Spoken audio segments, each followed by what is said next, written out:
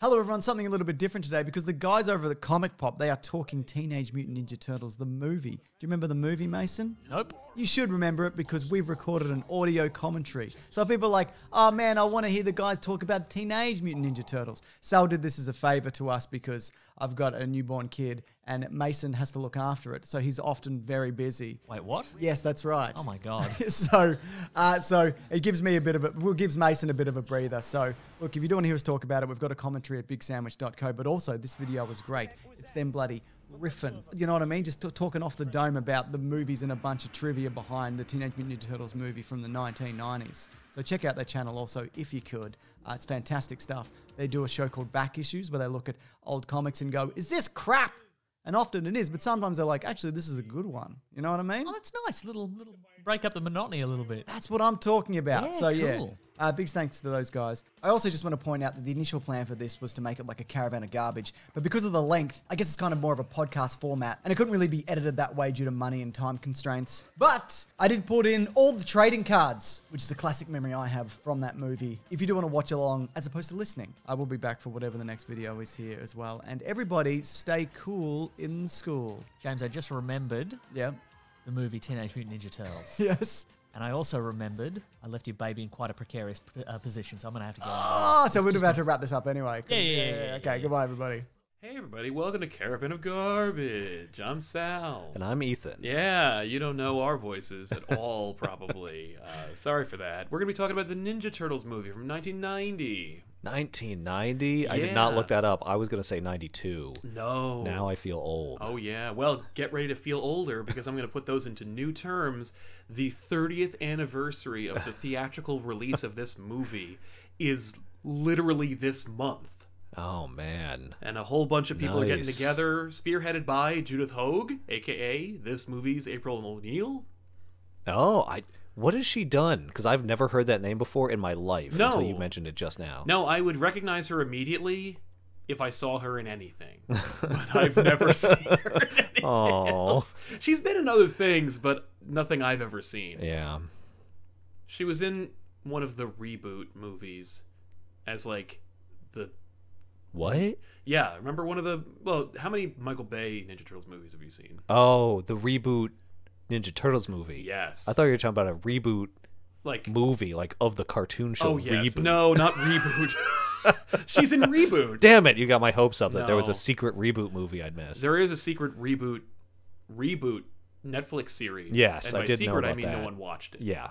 Well, I read a little bit about it and I was like, nah. Yeah, not for me. Or human consumption. Yeah, but So- this is not about reboot, though. No, it's not. This This is not. conversation. This is about Ninja Turtles, Ninja Turtles. which is my absolute favorite movie as a kid. I loved unabashedly this movie. I owned it on Blu-ray, and I watched the tape that I got from Pizza Hut. Oh, man. Listen, that tape, I don't know if you didn't have the full experience when you saw this movie for the first time, because you probably didn't see that incredible little like commercial for Pizza Hut, which is just a sketch about like a kid in the outfield. There's a song and everything. Man. It's amazing. But it's, Yeah, I never had the tape. I never had the VHS of Ninja Turtles. I remember liking it, but I hadn't seen it that many times. I saw it when I went to like a friend's house. We might have seen it in theaters. I would have been 6, so I don't specifically remember seeing it in theaters. no. But, yeah, no, I never had the VHS, but I do distinctly remember what it looked like because everybody had that VHS Yes. except for me. Oh yeah. Let me tell you something. I do recognize the box art for TMNT, but I more vividly remember the box art for TMNT 2 because I wanted it so bad. I just would look at it and be like, yes. Here's something that blew my mind when I was watching it again for like the 10,000th time. For the first time in my life, I was actually watching the credits. Oh, the end credits? No, the opening credits. Like I was looking at who made the movie. Oh, you were actually reading the Yeah, I was credits reading and paying the attention. credits. Yeah, Because yeah. usually I'm just so captivated by the Jim Henson creature designs Right. on those suits, Absolutely. which are breathtaking. Yeah, I mean, Right? we're gonna talk about the suits. We need to talk about the because suits. They are the film's best Quality by a country mile. Yes. Yeah, it's revolutionary. They knock it out of the park with those suits. Of course, Jim Henson, the late and great Jim Henson, creature design, he was around during that time. He would pass away, I think, a year later. Really? Yeah, he would die right before they released TMNT 2. Okay. So he was on hand. There are photos of him with the turtle suits. Right. Apparently, he thought that the whole concept was too violent, and he had no interest in the turtles proper at all. But the idea, violent. the mechanics of it were so Yeah. captivating that he decided to do it. Gotcha. Well, if he ever read a TMNT Turtles comic, I could understand why he would think Well, they were the too thing violent. was, back then, like the only source material they had to work with was the '87 cartoon, Yeah. and the comic books, Right. which one was hyper violent and adult oriented, and the other one was so not.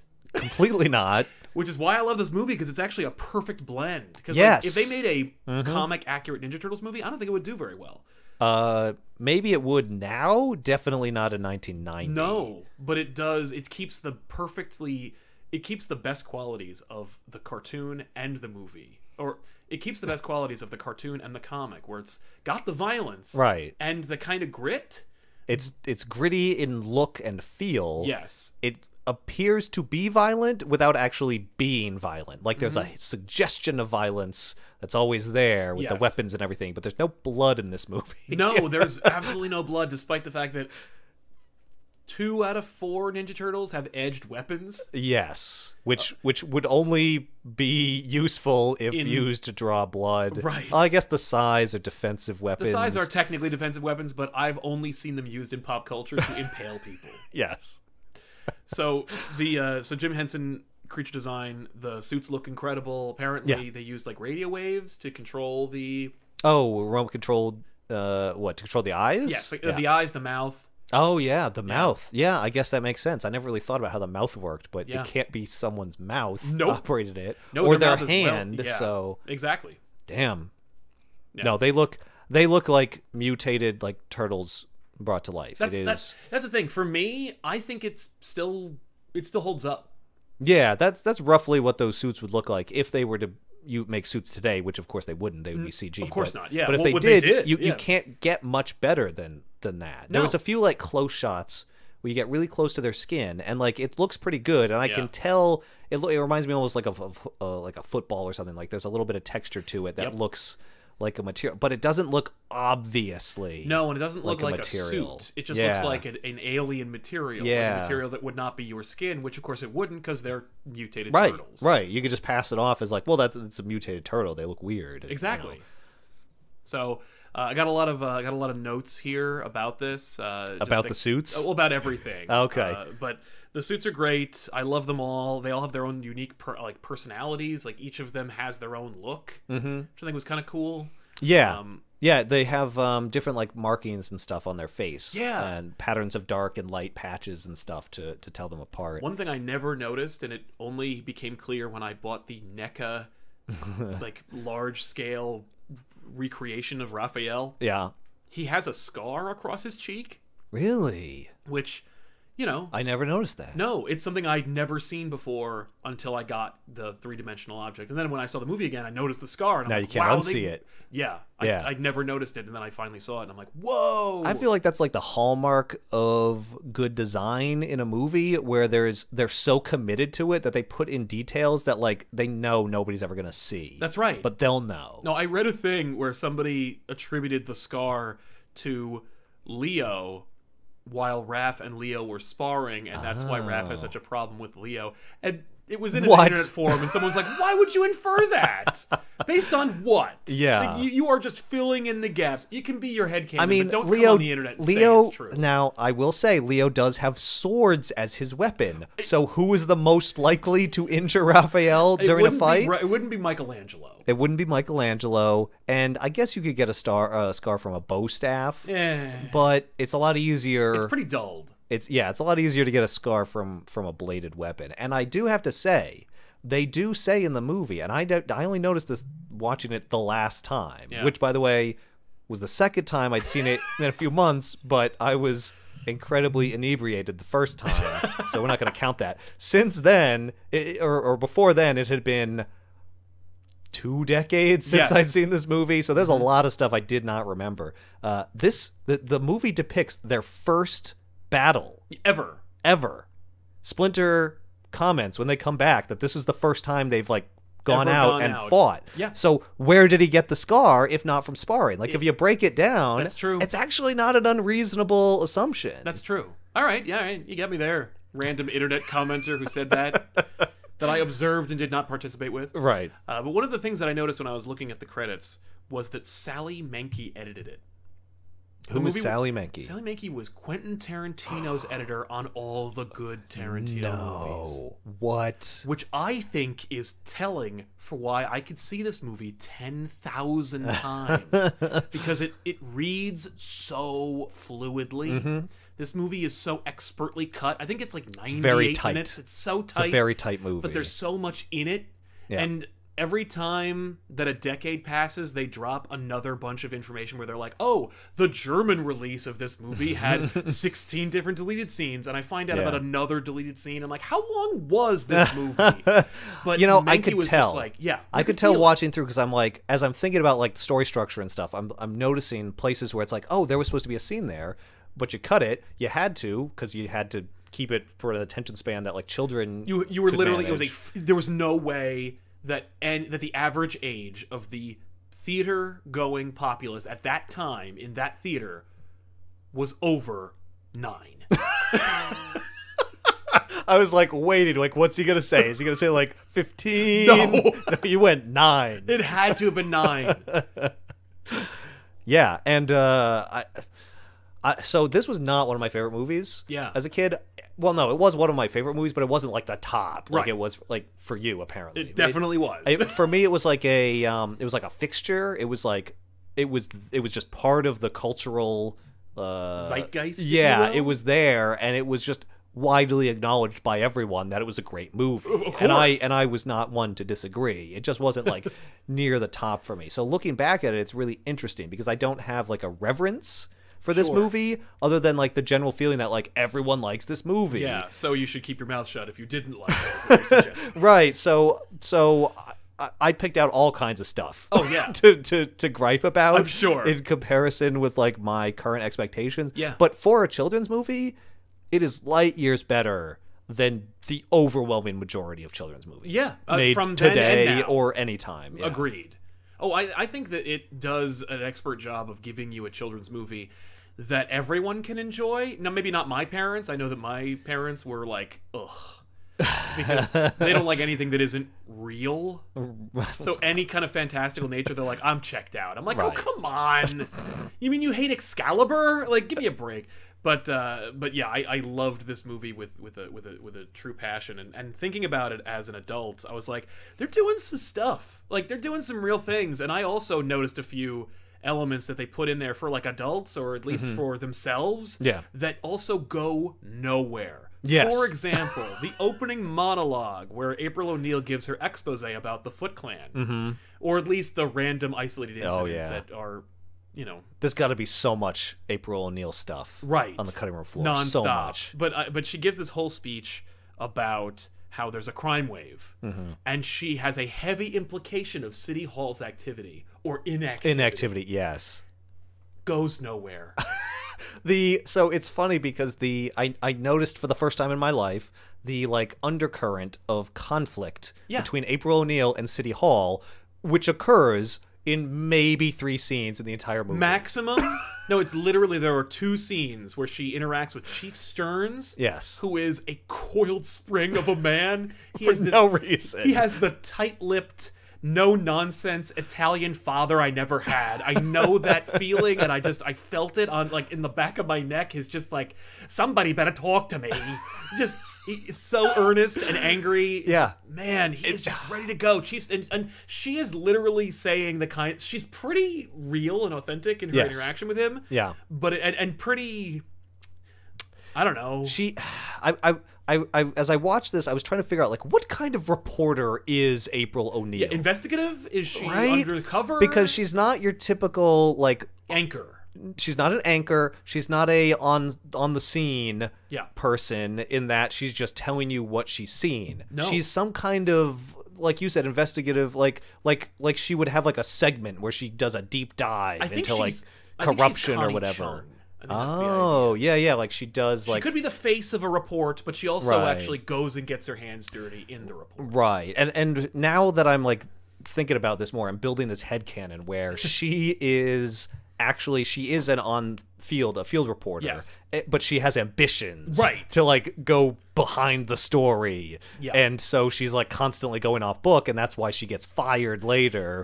Okay, there's a lot about that plot that we gotta go into. Yeah, but yeah. before we do, there are a lot of other things that happen throughout the movie. For example, the trench coat for jumpsuit. Oh, April yes. O'Neil They wears refer to the jumpsuit in a by putting loud her- yellow, Yeah. like canary yellow trench coat. Apparently, they made a jumpsuit. The director Steve Oh, Barron yeah? wanted there to be. The director Steve Barron wanted there to be a jumpsuit, like in the cartoon. Right. And they made one, and Judith Hoag said it was horrific. And so they were like, all right, we'll meet you in the middle, and you'll wear one yellow raincoat in the opening scene, Yep. and then never again. Mm-hmm. And Which, so we got that. To me, it works because I distinctly remember her.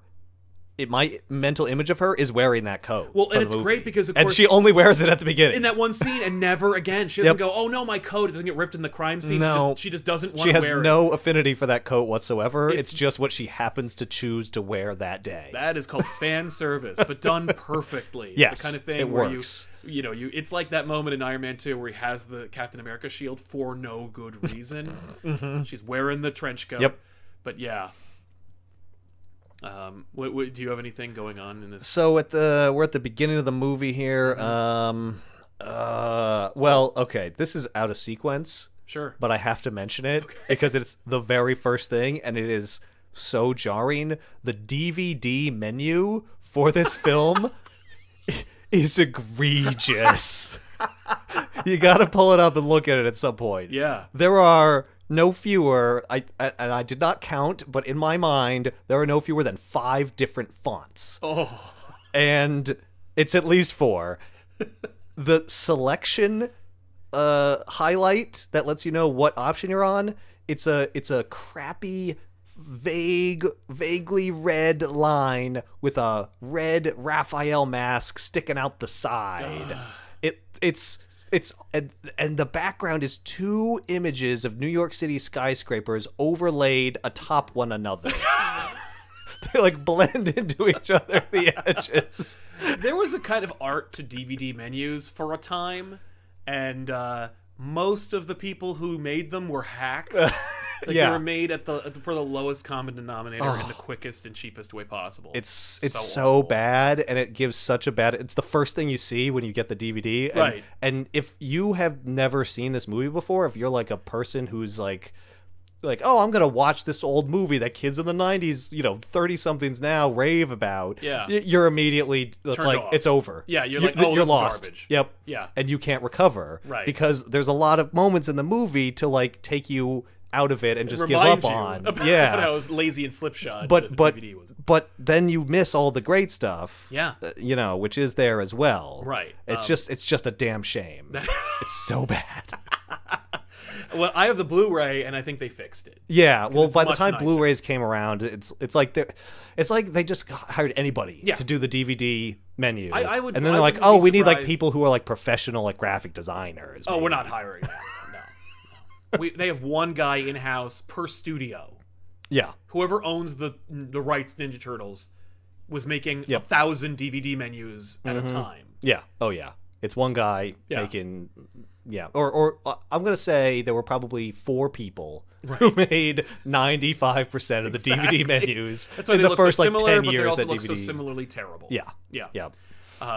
There's a moment in here that kind of sets the precedent for me and for the movie. Sets the tone for everyone, for Yeah. the kids and the adults. It's when Raph says "damn." Oh. Now Raph says "damn" and then later screams it on the top of his lungs, Yeah. and it sets a precedent for the kids because they're like, "Wow, I'm watching an adult movie," Right. And they're watching, and they're setting a precedent for the kids because they're thinking, I'm watching an adult movie. And for Yeah. the adults, they're thinking, oh no, I don't know what movie I'm watching. Is he gonna say shit later? Right. Like And they don't. No, it they never don't. gets worse than damn. no. but they do use it a lot. Yeah, it's like implied adultness without actually being adult. Which brilliant, by the way. Yes. Great use of the word. Yep. Because he overuses it. And I remember showing this movie to some younger generation kids at a church youth group once. Oh. And we got to the damn scene. And I'm thinking to myself, there's no way that this is going to be a big deal. And the youth leader turns to an adult next to her and says, "Lovely word." And then the two kids in the front row look at each other, and one says, "Damn." And the other one says, "Yeah, damn." Oh my god. And I was like, I have made a mistake. That is okay. You have to reenact that at some point for the channel. That is an amazing. They literally turn to each other and were like, "You made a mistake." That sounds like a lie. That sounds like a fucking lie that you made up. That's like part of your Tight 5. Yeah. That does not happen. It was such an innocuous story, I never get a chance to use it. But like, They literally just heard the word for the first time, and Yes. that was it. They were ruined forever. yep, I'm sure they're drug addicts now. Another thing I wanted to mention was that we talked about the turtle suits. Splinter looks amazing. Splinter's awesome. Unbelievable. Yeah. I don't think he gets up more than twice in the movie. Yeah, I'm guessing that suit is not like a full, like It's a not a dude can't like costume. walk around in it no, or it's anything. it's like a Jabba the puppet. Hutt. Yeah, Like he sits in the chair. We got 6 people running Splinter. yeah. Which is fine. No, it totally works. He totally like yes, you can tell it's like it's not a giant like full grown rat. Right. It's like a puppet or whatever. But like it's so close. That's the thing. Is it's beyond the uncanny valley. Yeah. I don't think you could make a rat man look more real. No, you could not. They also do this thing. Not without CG. There's a moment in the movie where he's holding a match and he lights a candle, and the match heat, like the match flame, is going into his hand, and it was like they were doing a thing where they're like, normally this would set the puppet on fire, but You think they were showing off? they were showing off their skills. Because I'm like, Well, that also puppet normally it hand would is- hurt and he would flinch. But See, he's a rat. He's got less nerve endings, I guess. What? Is that a thing? I don't know. I doubt it. Your I- headcanon is amazing. I'm just saying, To like- me, that's a like, oh, they fucked up. They burned the puppet. You can tell it's a puppet because he doesn't react to licking fire. his palm so long. I'm like, no, if that thing were made of the material I think they're made of, that thing would have gone up in a Right. heartbeat. But instead, they're just like kind of showing off.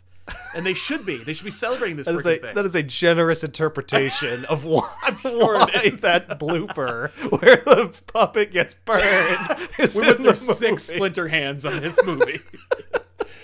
The other thing I have to mention is the irony of the movie being kind of like notoriously opened with a Pizza Hut ad, and the only pizza in the movie is a It's Domino's Domino's pizza. because Pizza Hut didn't deliver back then, and it wouldn't make sense for Pizza Hut to do it. Right. Because then people would watch it and go, "Oh, wait a minute, Pizza Hut delivers right, now?" then it'd be calling up Pizza Huts. And it would take Pizza Hut, I think, a good 15 years more to finally break down Yeah. and actually volunteer to send pizza to people's houses. Yeah, no, they were a restaurant. Yeah, you went you had to to go a there. pizza restaurant. Right. You read Which a crappy now- book and you got a button and a certificate, and then you went there and got your greaseball pizza. Those pizzas were good, man. I loved They Pizza were Hut. addictive. Yeah. But yeah, those days are over. They're not as good. They're not as good. Also, if you go to one, it's the saddest experience in your life because it's a Yeah. restaurant with like 30 seats. No, 50 seats. Yep. For 50 patrons, and there's maybe like 4 people in Do you there. remember Pizza Hut in its heyday? Yeah. Where it was packed and you had to Yes. wait to sit? Yes. And they had not only a freestanding arcade machine, normally of the Ninja Turtles arcade game, but also a friggin' jukebox? Yep. Like it was a 1950s soda jerk restaurant. Oh yeah, I loved that jukebox, man. It was a happening place to be. Yep. This it is What happened? It's like the restaurant got addicted to meth. It's just it's like the high school kid who was like a star quarterback, and Yeah. then he got hooked on meth, and then Yep. you went off to college. When he came back for Thanksgiving, you ran into him, and he's just a shell of his former self, but he's still alive.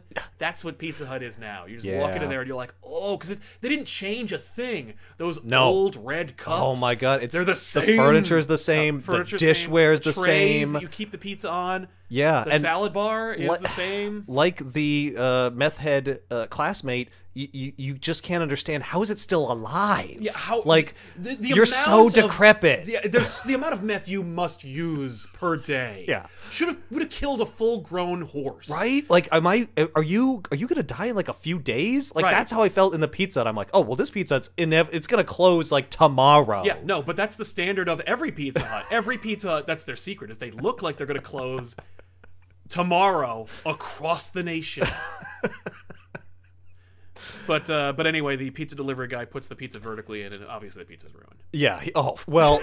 So that's so funny, because I wrote down 2 notes for that scene as well. Different notes, not about the pizza being ruined. Thank you for putting that in my head.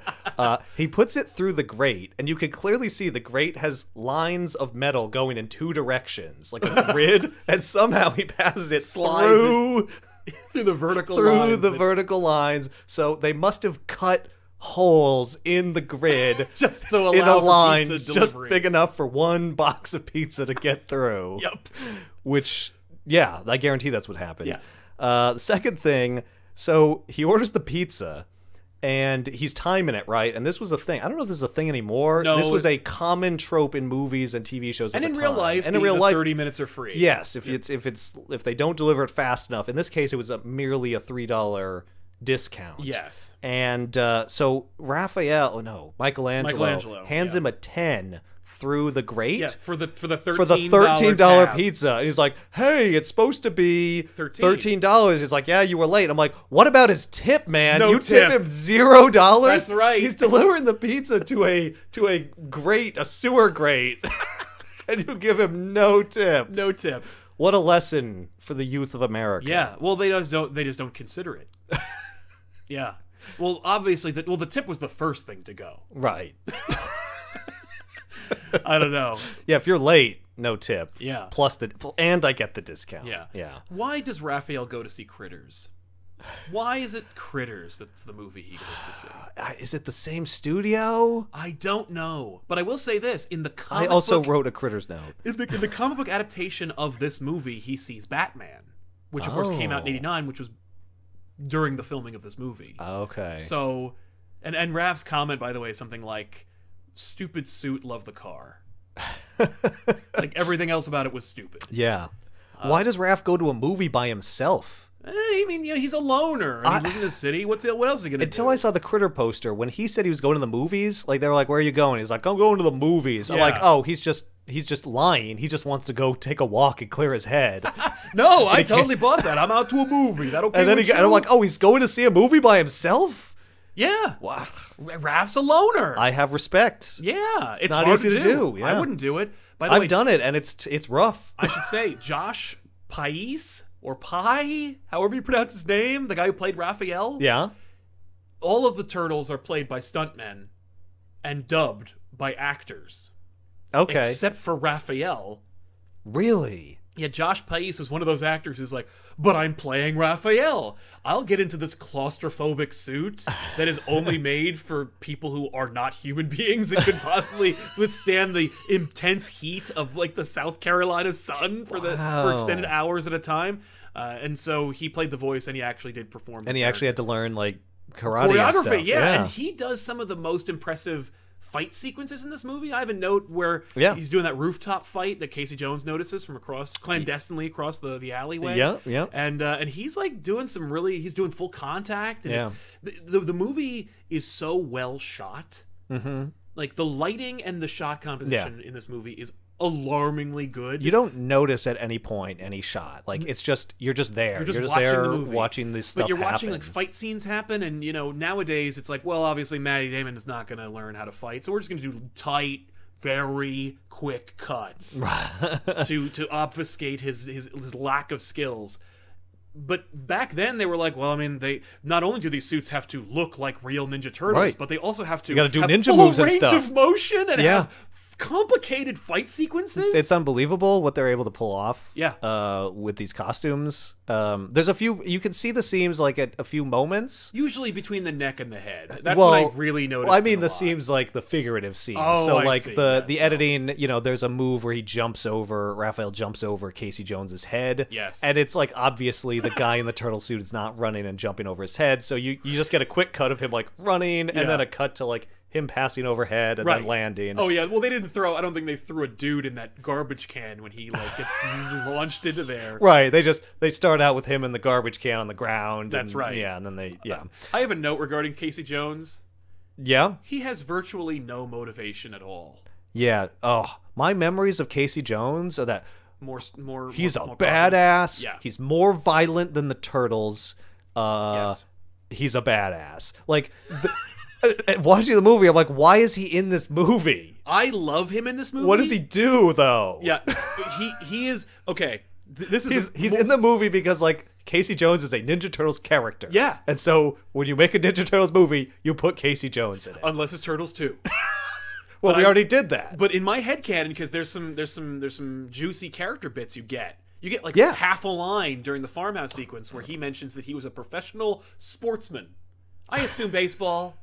Interesting. Now I just assumed it was hockey from the hockey mask, Could've but been you're hockey. right. They don't say. They don't say, but he went. And he does pro. use implements from multiple sports. Exactly, so it could be anything. Yeah. But he takes it personally when Raph insults Jose Canseco. So my Yes. assumption was it was baseball, but the hockey mask should have been the indicator. But in any case, he was a professional sportsman. He got hurt, and then my assumption is he's so angry at the world Yes. for robbing him of this thing that he has to take it out on someone. And so he does this Batman-esque crime vigilance thing where he goes into Central Park and he just beats on people. Because literally the sequence is Raph saves a woman's purse from a purse snatcher. Yes, from the crime wave of Yeah. purse snatching and electronics thefts. And he threatens the two dudes by opening his trench coat and revealing his side, which to anyone behind him looks like he just flashed his junk at them.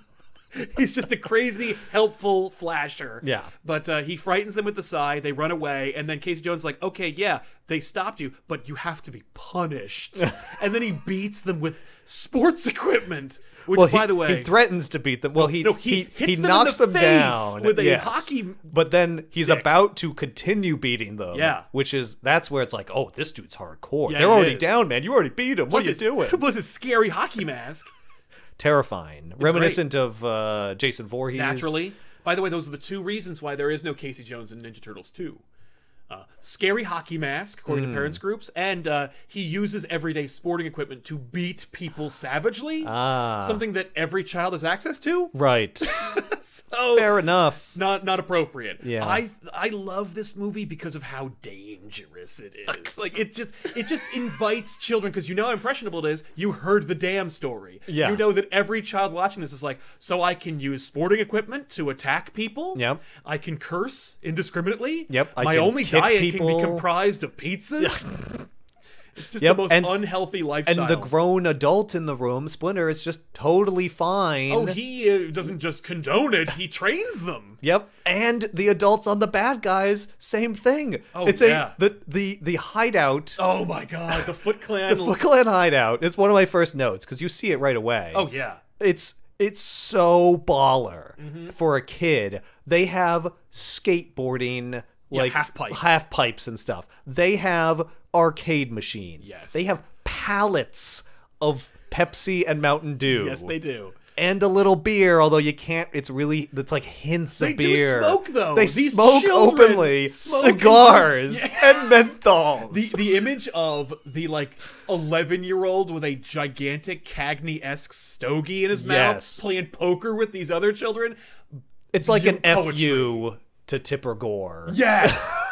Completely. I have a note about it. Foot Clan Lair is amazing at first, but then you notice it's nothing but scaffolding and arcade machines.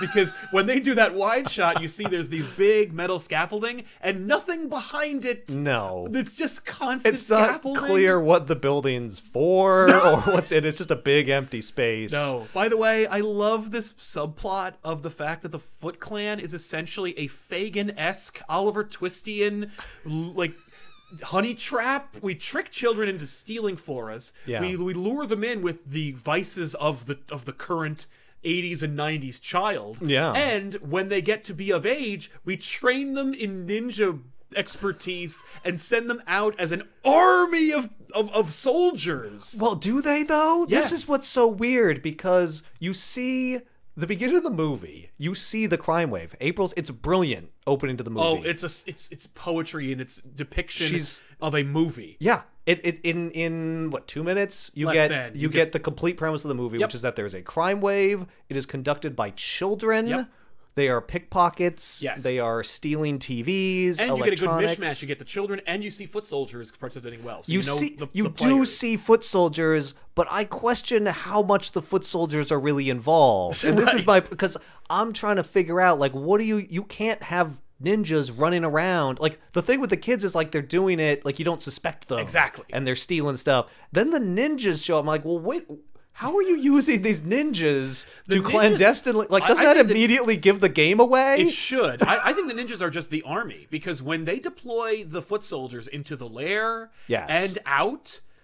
at the end in the climax, there's like thousands of them. And there's why? more ninjas in that. What are they for? Because they don't know the Ninja Turtles exist when they form their criminal enterprise. No, I think that's just, who are the ninjas gonna what's fight? Their end game? What is Shredder's end game? And you get no hint in this movie of what the plan is. He does not show his hand at all. It's just there's one scene. Yep. And I'll tell you what the plan is based on this one scene. Oh, okay. Because you see them taking all these electronics from people and stuff. Yes. They steal a woman's TV that she's using on her fire escape. It's a beat to shit old piece of crap take TV, it anyway. and they still take it. They don't need this. What are they doing with these TVs? You're not going to sell that TV. That doesn't make any sense. They also you do see them buying new equipment though. So presumably they're going to fence this stuff. Oh, totally. No, they're not. They're going to put it in Shredder's lair. A wall of TVs. Oh, that's right. All showing the same channel so we can watch news coverage of his organization. That's what they're getting the TVs for. Yes. I can only assume because we get no other indication of what this stuff is for. Maybe he only uses, he's like, oh, you stole that poor old woman's TV. It's got stickers on it. I'll just make a wall of these crappy TVs that no one's going to buy. Those are just the TVs. Listen, they're children. The used TVs. You tell a child to steal a TV, they're going to steal the most available TV. They're not going to know to steal in-box, mint condition TV. Right, from a store. Well, that's dangerous. Yeah, that's right. They're going to get caught. They might the lady on the fire escape, she doesn't have an alarm system or a security guard. Nah. That poor woman. She's on the wrong side of town. No way. I will also mention, so I, as a kid and as an adult now, I love April O'Neil's apartment. Big open floor plan, lots of space. Yeah, like she could never afford in Manhattan, but let's never mind that. No, maybe because every movie has that I don't problem. know. Maybe she lived in like a soon-to-be gentrified neighborhood. It is a piece of shit building. So, it is. Well, and I think the implication is her father owned the building. Yes. Because she lives atop the antique store, which she also owns, which is also amazing. Yes, love that antique store. It is so sad. As I'm watching the movie, I'm trying to figure out. Because I'm a 30-something-year-old person watching a children's movie. So I'm looking at I'm trying to, like, what were they thinking? Yes. And I'm trying to figure out, like, why does she own an antique store? Is it like... she has a line. No. I mean, like, why did the writers give her... decide that she will own an antique store? Yeah. And she says, it's given to her by her father. And it's very realistic, actually. Like, I love it because it's a thing that someone would actually do. She's like, I just kept it around. I don't know why. Well, she says, I guess it's silly to lose money on something just because you miss your father. Yes, so she's not making any money. Which is also a good parallel. parallel. Like, thank you, because you could never. No. With that antique store. No. But why did the writers make it an antique store? Yeah, and I believe Yeah. The reason is because there's a fight scene in it later. And it would be awesome to have a fight scene in an antique store. With a bunch of fun knickknacks that they and use. indeed it is. Yeah. It is an amazing store. It's a very tragic moment. I feel so bad for her when it all burns down Yeah. and they're driving away. By the way, another one of those real world Hollywood making a comic book movie sequences. We have a van. The turtles are technically in it. I guess that's going to be our The de facto turtle van. Yeah. But they drive away, and April tears through them to watch her father's business Yeah. and her home burn. Yeah. And the look on her face is acting. Yes. She is like, the only person to lose everything in this movie is April. Yeah. The only person to really lose anything. In this movie is April. The- Everyone the- else the gets turtles- status quo. The turtles temporarily lose Splinter and Yeah. then regain him. Yep. Casey has nothing to lose. Apparently, he doesn't. He's homeless, I guess. It's unclear. We see a sequence where he's on some scaffolding, where he's on a fire escape and he's just tweaking with a radio. Mm-hmm. What is that? Is that him at home? I guess. Yeah. He's also wearing the same clothes that he was wearing in the previous night. So my guess is, maybe he's homeless. I want to believe that the producers of this movie wanted him to be homeless, and they were like, "That's too far." Yeah, okay? you can't have a homeless man be a hero. We Because have then kids are seen- going to be wanting to leave home and be Casey Jones. We can't have that. We have a scene in which a ninja open palm slaps a woman in the face. It's my favorite scene We in the can't movie. go farther than that. It's so insane. It's so insane. And then, as if to add insult to injury, he says, "Shut it." Like, shut your mouth. It's like, how is that not a gif? And what's funny is after that he she just falls for he it? just strikes her. Oh, Like yeah. he just hits her with his fist, but somehow the slap is more It's more egregious horrifying. because you don't see it coming. No. Well, because I deliver a message to you. Slowly open it up. It's like the hidden middle finger gag. But instead it's way more inappropriate.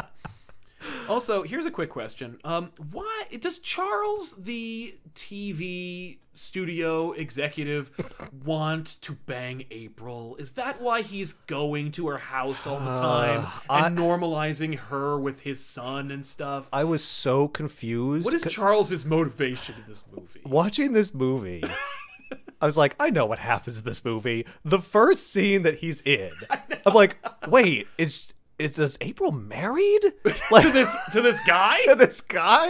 Because the first time you see him, he's in his apartment. I'm not No, even sure it's his her apartment. He's in her apartment. That's even weirder with It's his very kid. weird. Yeah, he brings his kid to her apartment To talk about about something that work? could be done in the hallway of their business or on the phone. And they don't establish that he's her boss even in that scene. No. You find out he's her boss later. Yeah. Like, it's the most inexplicable thing to me. I know. I was confused until about halfway through the movie what their relationship was. Yes, and it's still nebulous. Until he fires her. Until he I'm fires like, her. well, I guess they're not dating because No, because he felt if he was, no... he'd be in the doghouse. Right. The Chief Stearns bribes Charles to kill the Foot Clan story. Yes. Why? Is he lazy or is he on the take?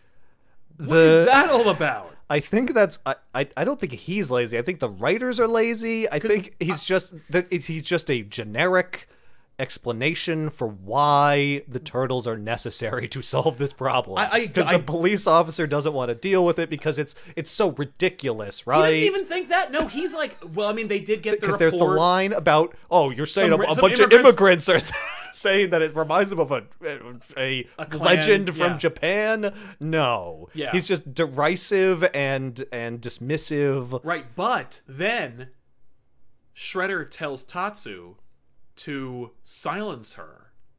Yes. But that's when they send the ninjas to her at Yes. the subway. So you But could interpret that as just the ninjas. it could be the ninjas, or Shredder's influence is far-reaching, and he has roots in the police department. Now that's a really interesting interpretation. It makes a whole lot more. It makes the movie make like actual sense. I think it actually holds water because, again, like, why does Charles feel compelled to fire April outside of Chief Stearns being mad at him? Yeah, it's completely Now, inexplicable. no, actually, they give a reason. It's because his son is a juvenile delinquent and he was arrested, and they wanted to keep Danny's arrest out of the tabloids. and so he leverages it. There's actually a whole scene where Stearns has Danny's profile on his desk, and he calls Charles on the phone, and he's like, hey, do you have a son named Danny? And that's when Charles fires April. But my whole thing is like, why is Stearns so personally, he's working harder to keep April from talking about the ninjas on TV than he is to finding the ninjas that are stealing people's TVs and DVD players. This is, you know, I don't think this is actually that far-fetched, because this plays into the trope or the belief that police are under pressure from political forces to tamp down talk about crime. Right. We don't want news stories about crime. We don't want people to think the city is crime infested. Right. Because that's not good for our re-election chances. True. So we're going to go down. So you don't see the politician in this movie, but I think it's understood at the time, especially in the 90s, when there was a fair amount of crime compared to what there is today. Certainly. Street crime. I think you're just supposed to understand that the police are encouraged to not let this stuff bubble up to public awareness. Yeah, they're not incompetent, they're corrupt. They're corrupt, and it's almost like not completely their fault, because their bosses are the politicians, the political figures who are telling them, like, you got to get this under control, by which I mean stop people from talking about it. And maybe they don't say that, but what's the chief of police supposed to do? He can't just make the crime go away. No. He's doing his best. I mean, he doesn't seem to be. No, but... not at all. But then is there... Does Shredder have politicians in his pockets? Because here's the thing. Shredder leaves Japan.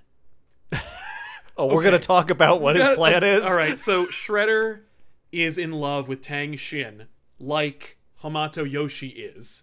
Yes. Spoilers. Spoilers, Oroku Saki is Shredder. Yeah. And so Yoshi and Shen leave Japan, go to America. Theoretically, Oroku Saki is embarrassed, shamed, if you will, by the rejection of Shen and the subsequent, you know, fleeing to America. Sure. The first thing that Shredder does is kill the woman.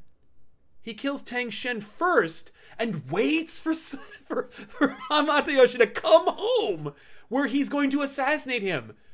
Yeah. I thought you wanted her. No. He's just so mad. She chose Yoshi. his rival, which means she's like tainted. Right.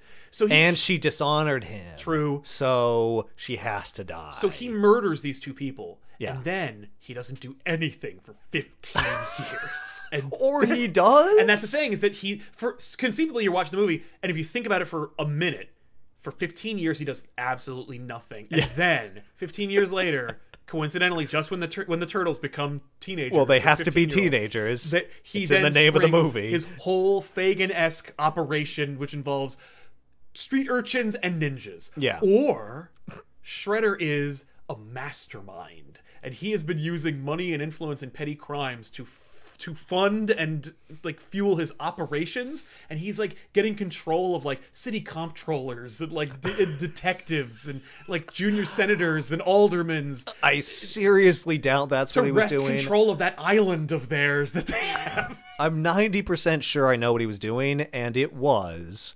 corrupting extremely young children. Yeah. Like, I'm talking like 5-year-olds and training them to be the grown-up high school, college-age ninjas that are in the ninja outfits. So the Foot Clan isn't just like a... Because when you think about it, cult. Where did the ninjas come from? And it is a cult because they talk about it being their family. Oh, absolutely. So family comes up a lot. Right. And it is mostly said by Sam Rockwell. And it's mostly said in the last 15 minutes of the movie. Casey Jones will not let that go, by the way. It's amazing.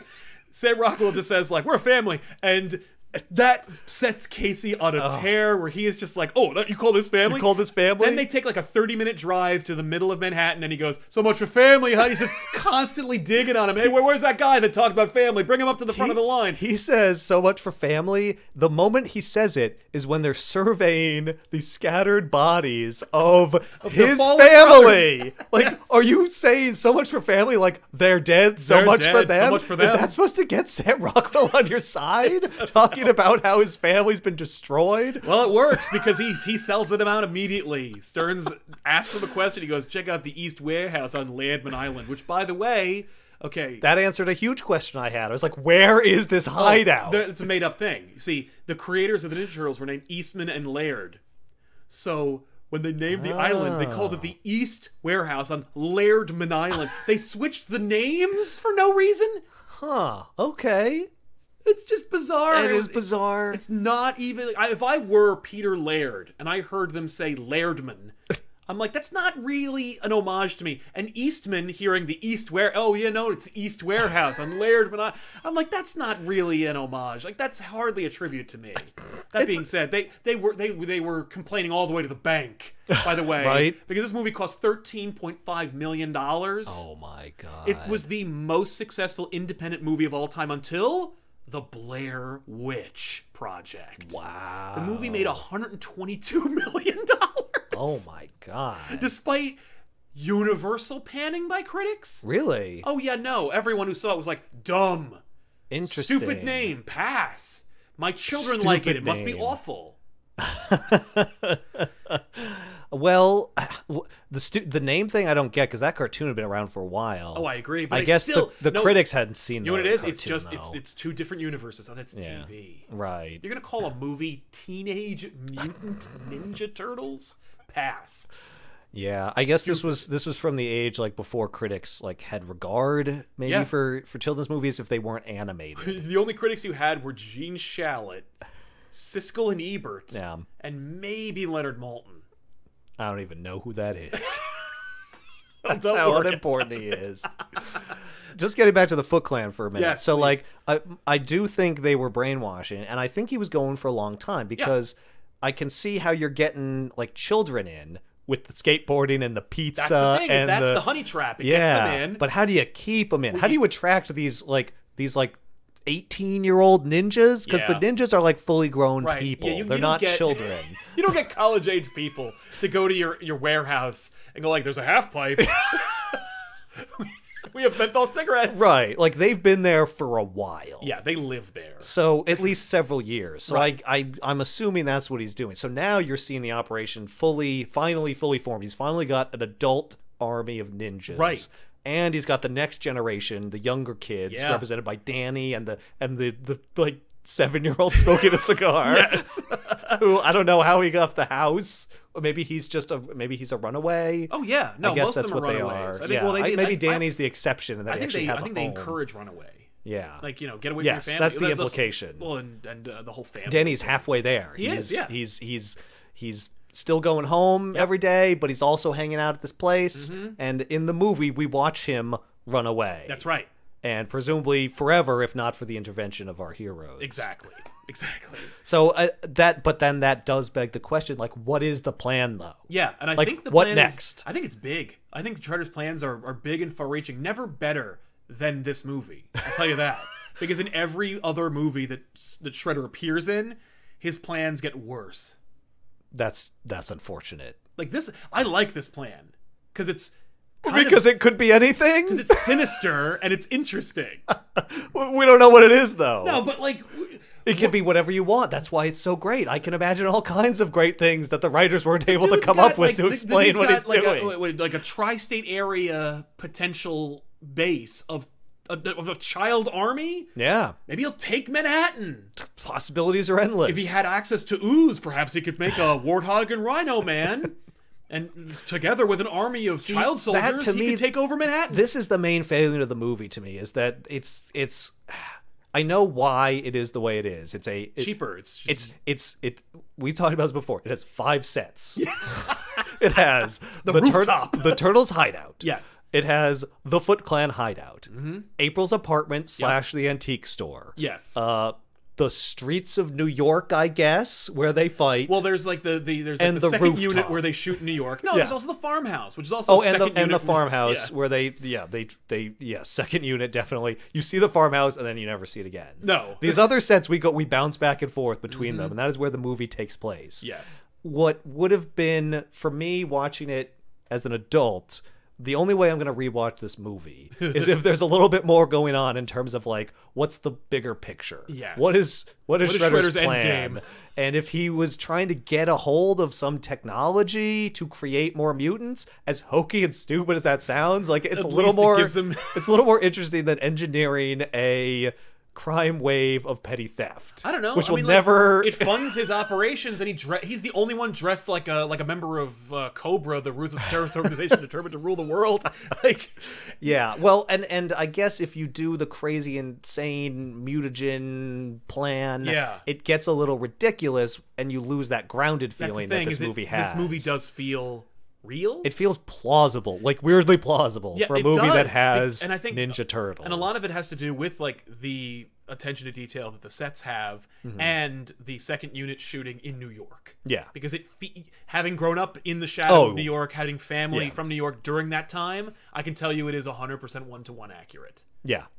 In No, terms it's great. of how scary it is, and Yep. in terms of how gross it is, and just the landmarks. You're like, yes. That being said, there are sequences where it's like we're in New York, and there's the skyline of New York behind them,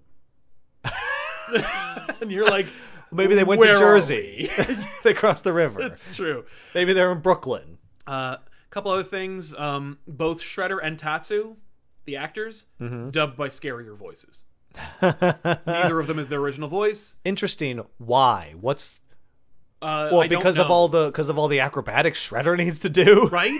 Here's the thing: which he absolutely never does in if you this ever movie. watch the original trailer for this movie, you'll hear the real voice for Shredder, Really? and he just sounds like a Japanese person. Sure. But then they're like, What was wrong with that? let's Darth Vader up this guy.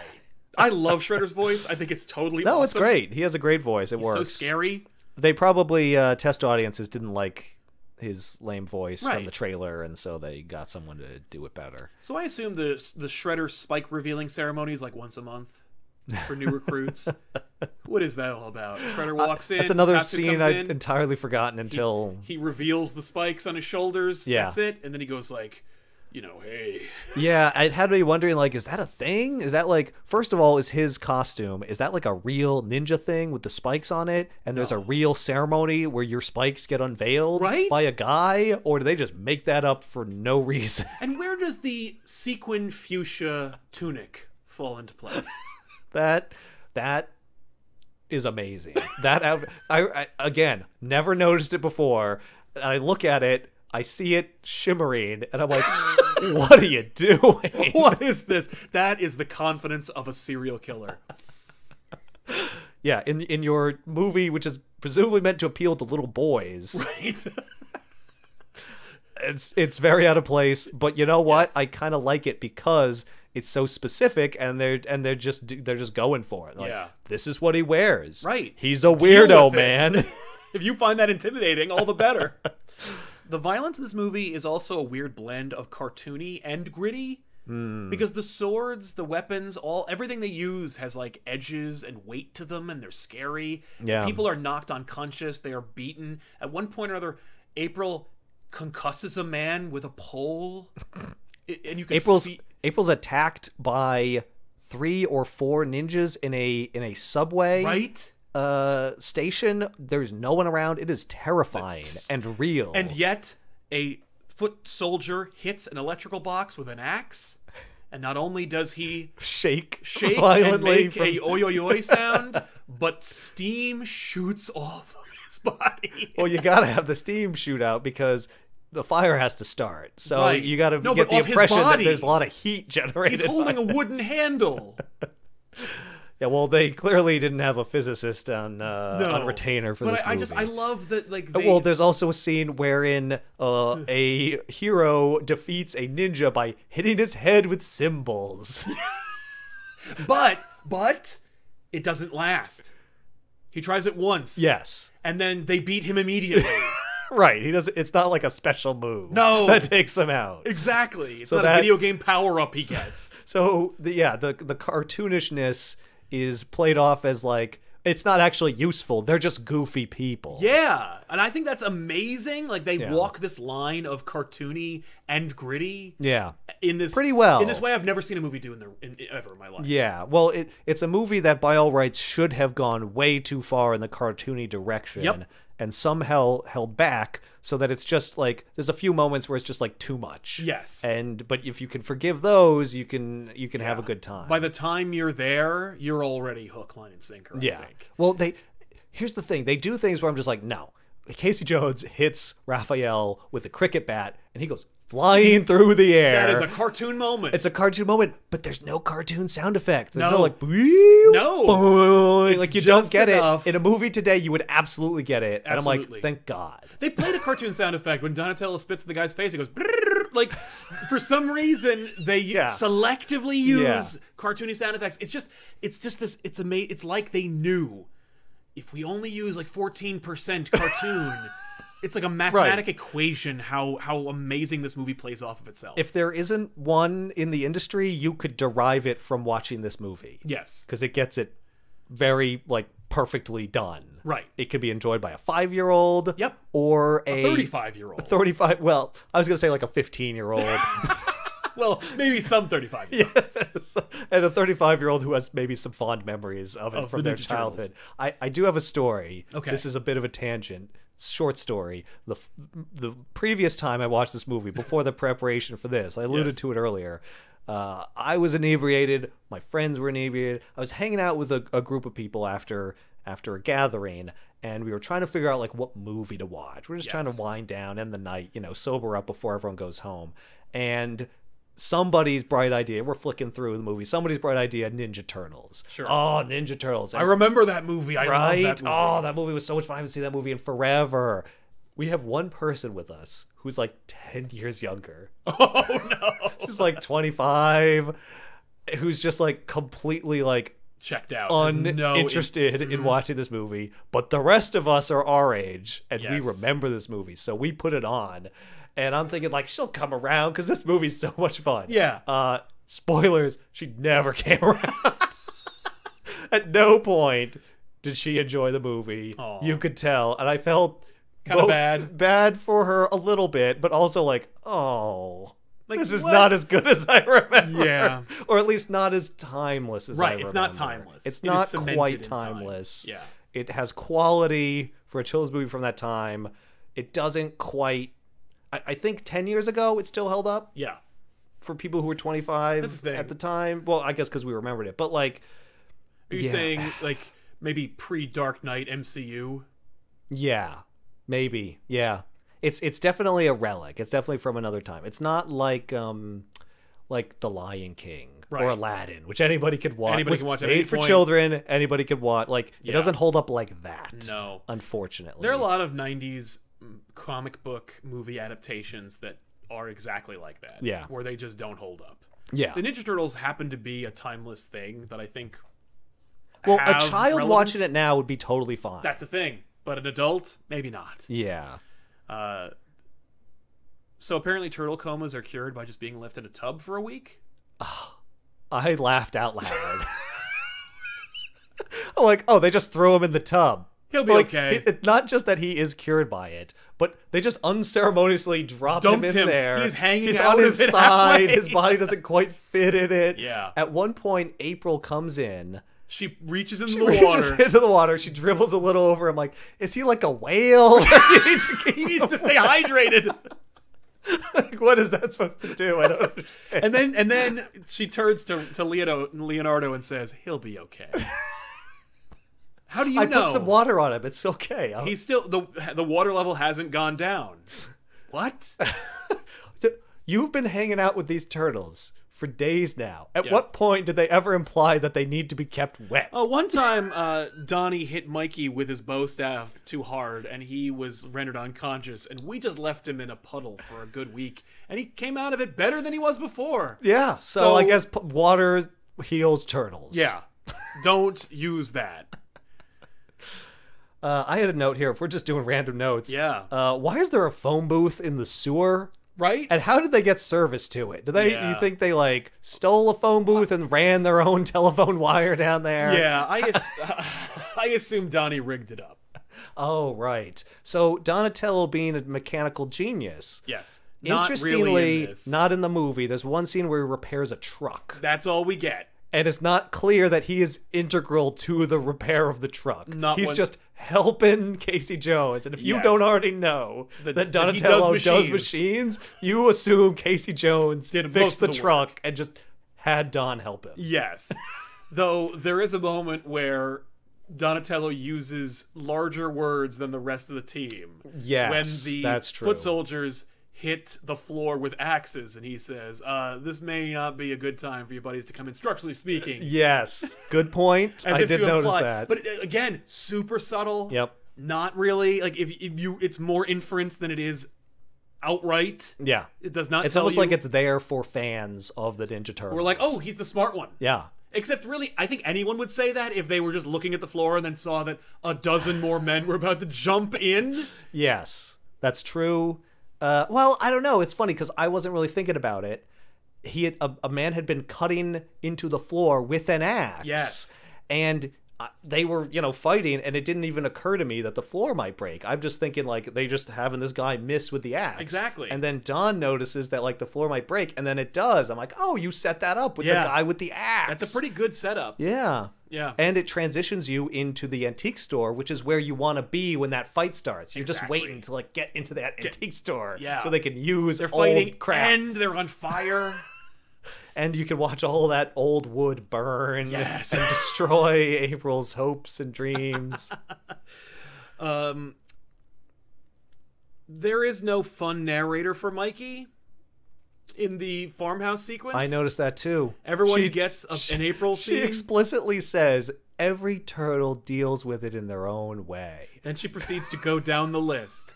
And we just skip Michelangelo altogether. Yep. Even Raph in the tub gets his moment.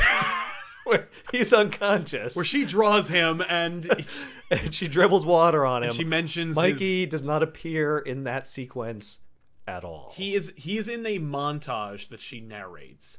Yes. Where he is punching a punching bag aggressively. Yeah. Which is part of a deleted scene, which was his moment. There you go. It was that Mikey is having a hard time. And apparently in that sequence, he's in like the barn area and he's punching the punching bag. He breaks the bag and he keeps fighting and he breaks the wall. Oh, wow. And he needs the turtle wax to help with his muscle problem. The joke that they make earlier. Which, by the way, great real world stuff. I love Casey. No. Great real world stuff. I love April cutting vegetables using Leonardo's sword. No, that was Casey. Oh, was it Casey? Yeah, he's cutting up carrots with the katana. Leo's katana. What I noticed about that, though, is he's cutting carrots with a katana while Leo's outside training with the katana. Both of them. Uh-oh. Maybe they brought an extra sword. Yeah. Maybe it was from the antique store. Oh, maybe. April also has a katana. Yeah. We didn't see that scene.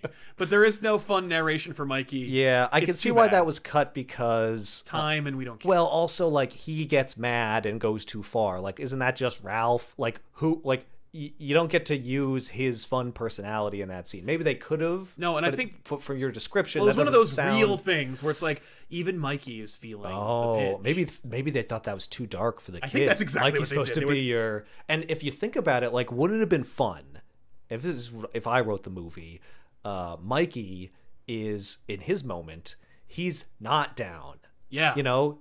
He actually does deal with it in a way where he's or either in a healthy way where he's helping the other turtles, or he goes too far and he's like, come on, let's pull the long faces here, let's bring the party inside, and then he just like breaks down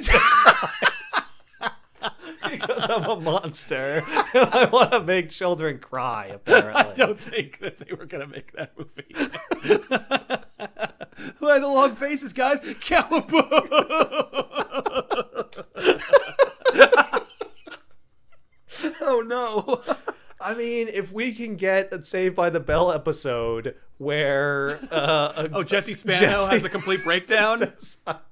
I'm so excited. I'm so excited. I'm so scared. You could have Michelangelo break down crying in the middle of Cowabunga. I don't think I want to live in that world. Ninja telepathy and force ghosts who don't give useful information, like where they're being held. Hey, Ninja Turtles, what are they known for? They're teenagers. They're science-y with the mutagen. And you get your spirituality element. Yes. You get the projection or whatever of Splinter, where it is heavily suggested that he dies. Completely.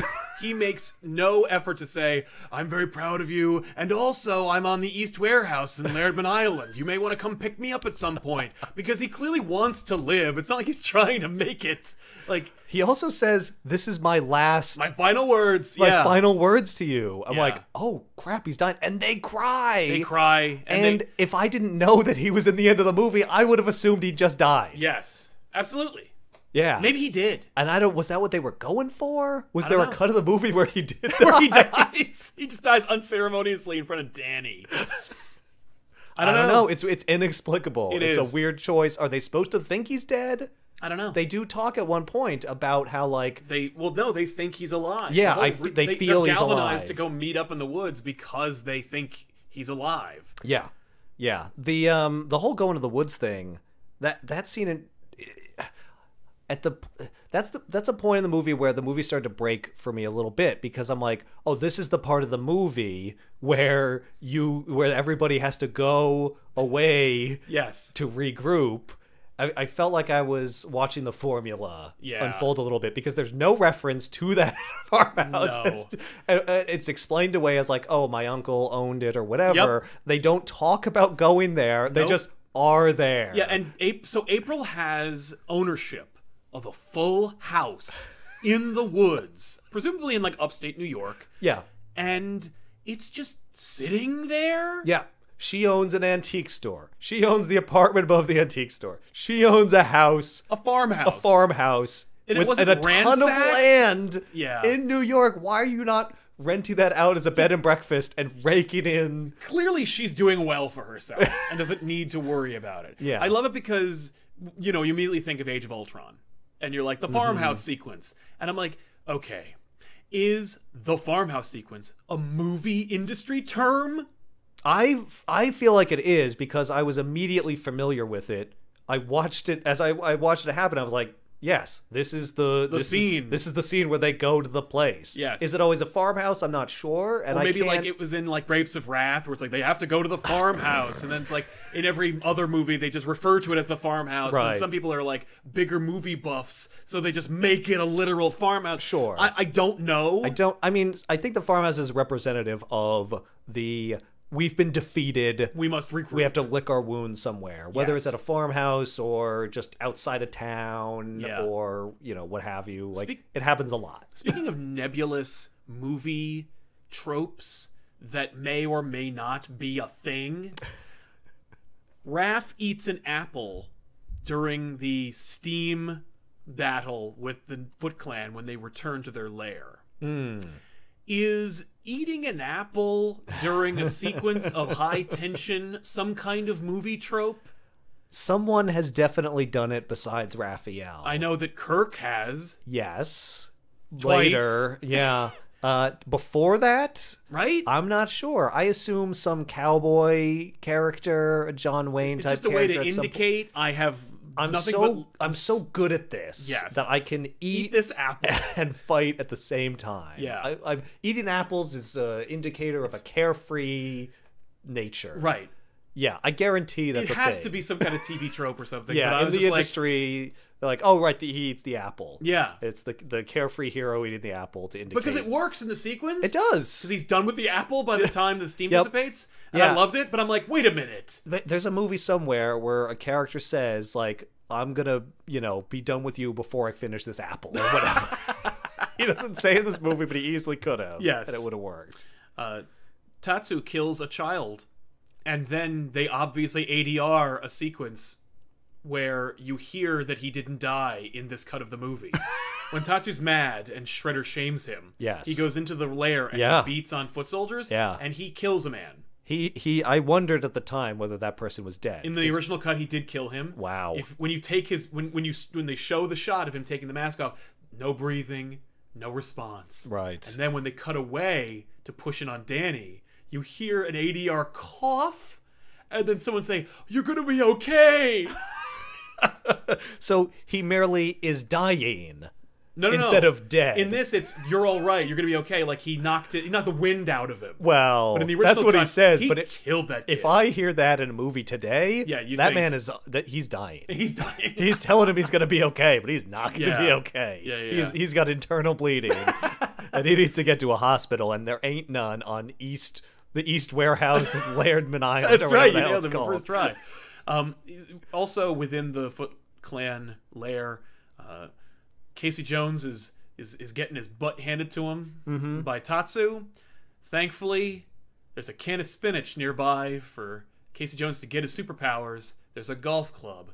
Yes. And he suddenly remembers that he can fight. Yes. Like he just gets his ass because he's used handed to him. fighting with sporting equipment. That's it? Yeah. Suddenly, that's his move. He's just a cheater? Because like all he does is just hit him in the groin with a golf club. What are Casey Jones's qualifications? I know why the Ninja Turtles could fight. It's explained that they were trained by Splinter, who mimicked the moves of his master from his rat cage, which is not how you learn to be a ninja, but whatever. But what qualifies Casey Jones to take on an army of ninjas? There is a point in the antique store scene where he holds them all off. Yeah. He says, "You go ahead, I'll hold them off." I'm like, you're the least qualified one to do that, and one turtle couldn't hold them off. Bottomless rage, right? It's channeled through weapons, and he succeeds because the Foot Clan, they just stand there and kind of come at him one at a time. Yeah, there's also only 5 of them there instead of the 30 that we saw before. Some of them were knocked out. I'm sure. That's another point in the movie where you can kind of see the seams, where it's like, well, this is the part where the turtles need to escape, and Casey Jones needs to make a heroic stand, even though he could just immediately follow them, because what does he do? It's not like he gives up his life to hold them back so they can't see where the turtles went. They go through, and then he goes through too, and the Foot Clan comes up to the door, and they just can't get through. Yes.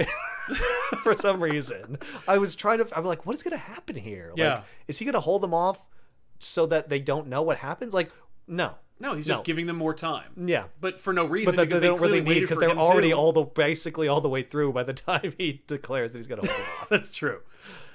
There's also a trope that is in every movie that has multiple cast members that are a team. It's in every Ninja Turtles movie pretty much after this. It's interestingly handled in this. It's worth mentioning, and it's the fact that like all of the turtles fight Shredder one-on-one. Because obviously they don't know how to fight as a team. Shredder then articulates the message to them himself, and then Splinter saves the day. Yeah. He's like, the 3 of you could have beaten me and maybe one of you would have died. But now all of you are going to die. And then Splinter shows up and he's like, I'll fight him. And you're like... And he doesn't. No, he just redirects his momentum. Which is a great... way to that's how Yoda should fight. Yes. And instead, even Yoda has a goddamn lightsaber. Yeah, but absolutely the Turtles should have fought him as a team. I guess if they had done that and that had succeeded, then you couldn't have Splinter defeat him at the end, and you want that because it's Splinter's story. Yes. Like, Splinter's the one who has a reason to seek revenge. That's right. And he's simply recruited these children into his cause. Really irresponsibly, naturally. But what else are they gonna do? They're mutant turtle men. No one's gonna accept them. And that does bring me to my question about the entire conceit of the film, which is, what is it that Splinter is trying to do? Right. What is Splinter's goal? We talked about what is Shredder's goal. Yeah, but what are Splinter's goals? Yeah, and I guess he doesn't need one as much. No, I think they're just fighting crime. Yeah, well, initially I think that it was I needed to give them some kind of purpose, and I need to find one myself, so I'll find purpose within my own training and my own knowledge. I know how to kick and stuff, Yes. So I'll pass that along to them. Right, and it'll give them something to occupy themselves with. It'll make them useful. And then it's like, well, now what are they going to do with these skills? And it's like, well, this crime wave has hit New York, and it's causing an issue. So the crime wave coincides with the Turtles' action. The Turtles rise to the surface at the exact same timing that the crime wave hits New York. It's like a moment built for them. Yeah. It's like destiny or whatever. And so, yeah, I think that's what it is. But then it becomes, once they discover the identity of the Shredder, then it becomes like a revenge, almost like a revenge story, which I is interesting to me. Again, this is like darker, and you shouldn't do this in a children's movie, but to me it's more interesting if Splinter knew the whole time who was in charge of the Foot Clan, and his plan was to use his prodigies to fight this battle because he can't fight it himself. In the comics it was. Yeah. In the comics it was just, no, you are trained to do this to kill Orokusaki. Right. And then they do. Like, that's it. So I think that's right. Yeah, I mean, I'm disappointed that that's not what it was. I guess I think it was that. It's just that they didn't say it. Right. Because there's no reason for Splinter to stay in his bondage. He just stands there and waits. Right. He doesn't give anything to Saki when Saki finally faces Splinter. Because he's like, no, I can't. I'm not going to fight you. My sons are going to kill you. Yeah. If they get here, right? If they show up, which they should be, which they never do. Actually, the Turtles don't save him. No, Casey Jones saves Danny him. And Danny. Yeah, they try to make Danny the. I don't know. It's weird because I was trying to figure out like what is Danny's purpose in the movie, and I think it's like. He represents the soul. They want you to think that like, oh, they saved this kid, but the more I like focus on what he's actually doing, the more I think he's just there to advance the plot. I think he does both. I think it's cleverness where it's like, Danny is conveniently April's boss, so he's there. He's able to be there. Yeah. He conveniently is also a member of the Foot Clan, or at least he's an aspiring member, a pledge, if you will. Yeah, he conveniently knows the location of the turtle lair and goes there. Yes. So that they can find out where Shredder's base is when they come back and talk to him. Which they don't. He leaves to go to it, and Casey follows him. He is the means by which the base is located, even though he doesn't tell them. Yeah. So, but that's another thing where I'm like, I'm seeing the cracks in this, because like that's random luck. Like, what was their plan going to be if they didn't happen to find this kid who somehow knew where their lair was, even though he wasn't with the foot soldiers who went there? That's true, but and wouldn't have been entrusted with that information. I would posit that like, you don't want a 2.5-hour movie that explains all that crap. And I do want that movie. The brilliance of the editing is that, like, who you get it? Yeah. You know. Well, the movie, again, it wouldn't have been as tight. No. It wouldn't have worked for children as well if you had all this stuff. The second you start to question it, we get to a new scene that's awesome. That's true. Which is kind of Star Wars. Yeah. Oh, yeah. Yeah, definitely. That's why critics hated it. That's right. Casey straight up murders Shredder. Oh, yeah. They defeat him, and then he, as a joke, murders a man. He might have already been dead. No. But he's definitely dead after the garbage truck crushes him. Yes. Although, I guess he's not. No, he's in the second movie. But in that movie, in the first movie, he is 100% dead. Yep. He falls, and his head is crushed. You see the helmet get crushed, as if there was any doubt. Yep. As if there was any doubt. There it is. I love it. He's dead. Casey's cavalier. Oops. Oh my God. Casual murder. Yeah. As after casually degrading the family of these hooligans, so much for family. Yep. Most my friends just took them apart. Yeah. And then I murdered your father. His pitch to them for why they shouldn't be doing this is like, look how crappy they are. Look how weak they are. Look how better my friends are. And your leader's dead now. So you really have no place to go anyway. I don't know what they're supposed to do after that. Sam Rockwell just gives it up. He calls Chief Stern and he's like, this is where you want to go. The jig is up now. Yeah. I don't want Casey Jones to murder me either. No, I'm out. This is scary as hell. Yep. By the way, Sam Rockwell is all over this movie. He's in the beginning. He is. He shows up later to give you kind of like a little refresher. He's credited as the gang leader. Yeah. He's great. He is great. I hope he shows up to the Zoom meeting that Judith Hogue is hosting. I feel like he won't. Just got a feeling in my heart. This is no. So we finished the movie. This is right? basically the movie. Now we can just talk about little tidbits. Here's some random stuff. Yes. Is this a phrase? Oh God, your father's gonna have kittens. Is that a thing people said? Right. I think it's an old people expression. Okay, and I guess it means It's like don't have a cow, man. he's gonna be beside himself. Yes. Yeah, it's like he'll induce birth from how stressed he will be. Yeah. And he's a human being, A, and a man, Yes. B. How Having great. kittens. Yeah. And usually there's quite a few of them, so it'll be stressful. It's a lot going on. We should bring that one back. I know. I agree. April's competitors and co-anchors are named May and June. Oh. Are you kidding me? Yeah. April, May, June. Ha ha ha ha ha. When they decide to leave the farmhouse, the turtles declare it's time to go back. They might as well have said it's the end of the second act. Let the third act commence. So says Raphael. There is literally no reason for them to make that decision. They've just done. Yeah. They're done here. We are done here now. We're ready Thank to you. go back. We have used your uncle's house enough. I guess we had a training montage. Yep. A very short training montage. Very. I'm sure it was much A longer. perfunctory, yeah. I was a disappointingly short training montage. Yep. Yeah, we never really get to see the turtles spar. No. And we get it in that scene. I actually really Yeah. paid attention this time, and I'm like, ooh, this is fun. Like, And it's a actually nice kinda scene. neat. It's a good scene. I enjoy it. April's, talking Yeah. about what's going on, and then you cut to the music Yes. and the training. Which, there's a lot of good, fun music in this. The music's amazing. until the end. And then the worst song in the world plays.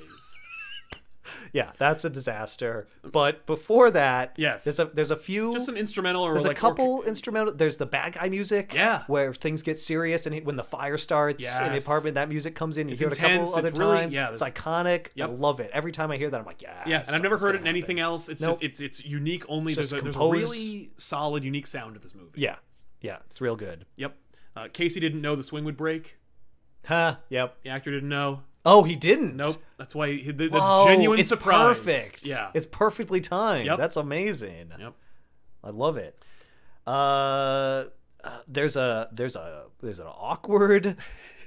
I'm sure at the time they thought hilarious gay joke. Yes. you're- About being claustrophobic. You're a claustrophobic. I never even looked at another guy before. Ha ha ha ha ha. What? What's funny is I thought of the same thing where I was like, gay joke, obligatory gay joke. Yeah. But we needed to get Casey out of the lair into the car so he could see Danny and go to another Yes, scene. that's another moment where it's like, why is he claustrophobic? Because he we needs- need that to happen in Yeah. order to get to the next scene. But it works It's organically well in the done. scene. Yeah. And he's so mad, but he didn't also need to disparage gays as a Right. result Well, of it. yes. But yes. yeah, lame gay joke is lame. Yep.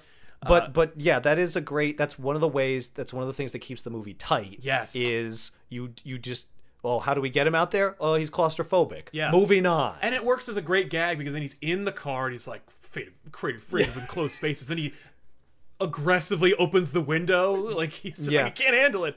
That is the moment where I first started to wonder where he lived. I don't think he lives anywhere. Where I was like, oh, he's probably used to sleeping in cars. Yeah. Do you think he was coincidentally at Central Park because he Right. was looking for crime, or do you think he was sleeping in Central Park? Right. Is there a reason they didn't go back to his place after April's burned to the ground? Yeah, do you think he's also really excited to go someplace? Yeah. When they say we're going to our place and he sees what he thinks is their location, then they go down in the sewers. He's like, "This is a nice place." And he says when they're in the sewer, like, "Why don't I roll with anybody who owns condos?" And it's Yeah. like, yeah, because you're usually a couch surfer. Yeah. If at all. You go where your friends go. That's right. If you have any, which I guess he I doesn't because doubt. you don't see them. Because his only friend is a giant 8-foot turtle. Yeah. Splinter's abduction, Raph's freakout is really intense. Yeah. Yeah. It's brilliantly shot.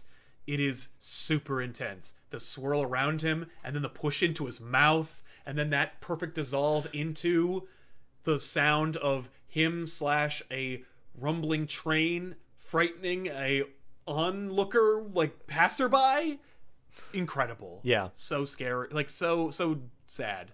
Yep. Terrible impressions are terrible. Michelangelo's impressions are awful. Oh my god. Judith Hoag's real acting is on display in this because she shows genuine joy and delight in his awful impressions. How terrible they are. And I hope that's the joke, is that Michelangelo's impressions are so horrible. Yes. But April's genuine joy is infectious and elevates the material. Yes. Makes you think that his impressions are better than they are. It should not work at all. And yet the scene is charming. Yeah. And I think you're supposed to know that they're bad impressions because they also make fun of his. They hate someone says not Cagney. Yeah. And they are truly horrible. There's also there's a Humphrey Bogart reference. Yes, he calls him Bogey in the park because he's wearing the trench coat. I'm like, I who is this for? Right? Who wrote this? What 60-year-old man wrote this movie? I love that though. There's a lot of moments that I caught now that I didn't then. Yep. People said them too fast, or they were just so esoteric I couldn't put them together. Yeah. Hey, Bogey. Well, because he's making fun of his lame disguise. He's like, "Are you serious right now?" Yeah, no, it's great. It's perfect. So funny. If you know who that is, which the target audience had no idea. None. Nope. I just have one note. It says, Danny sucks. Yeah.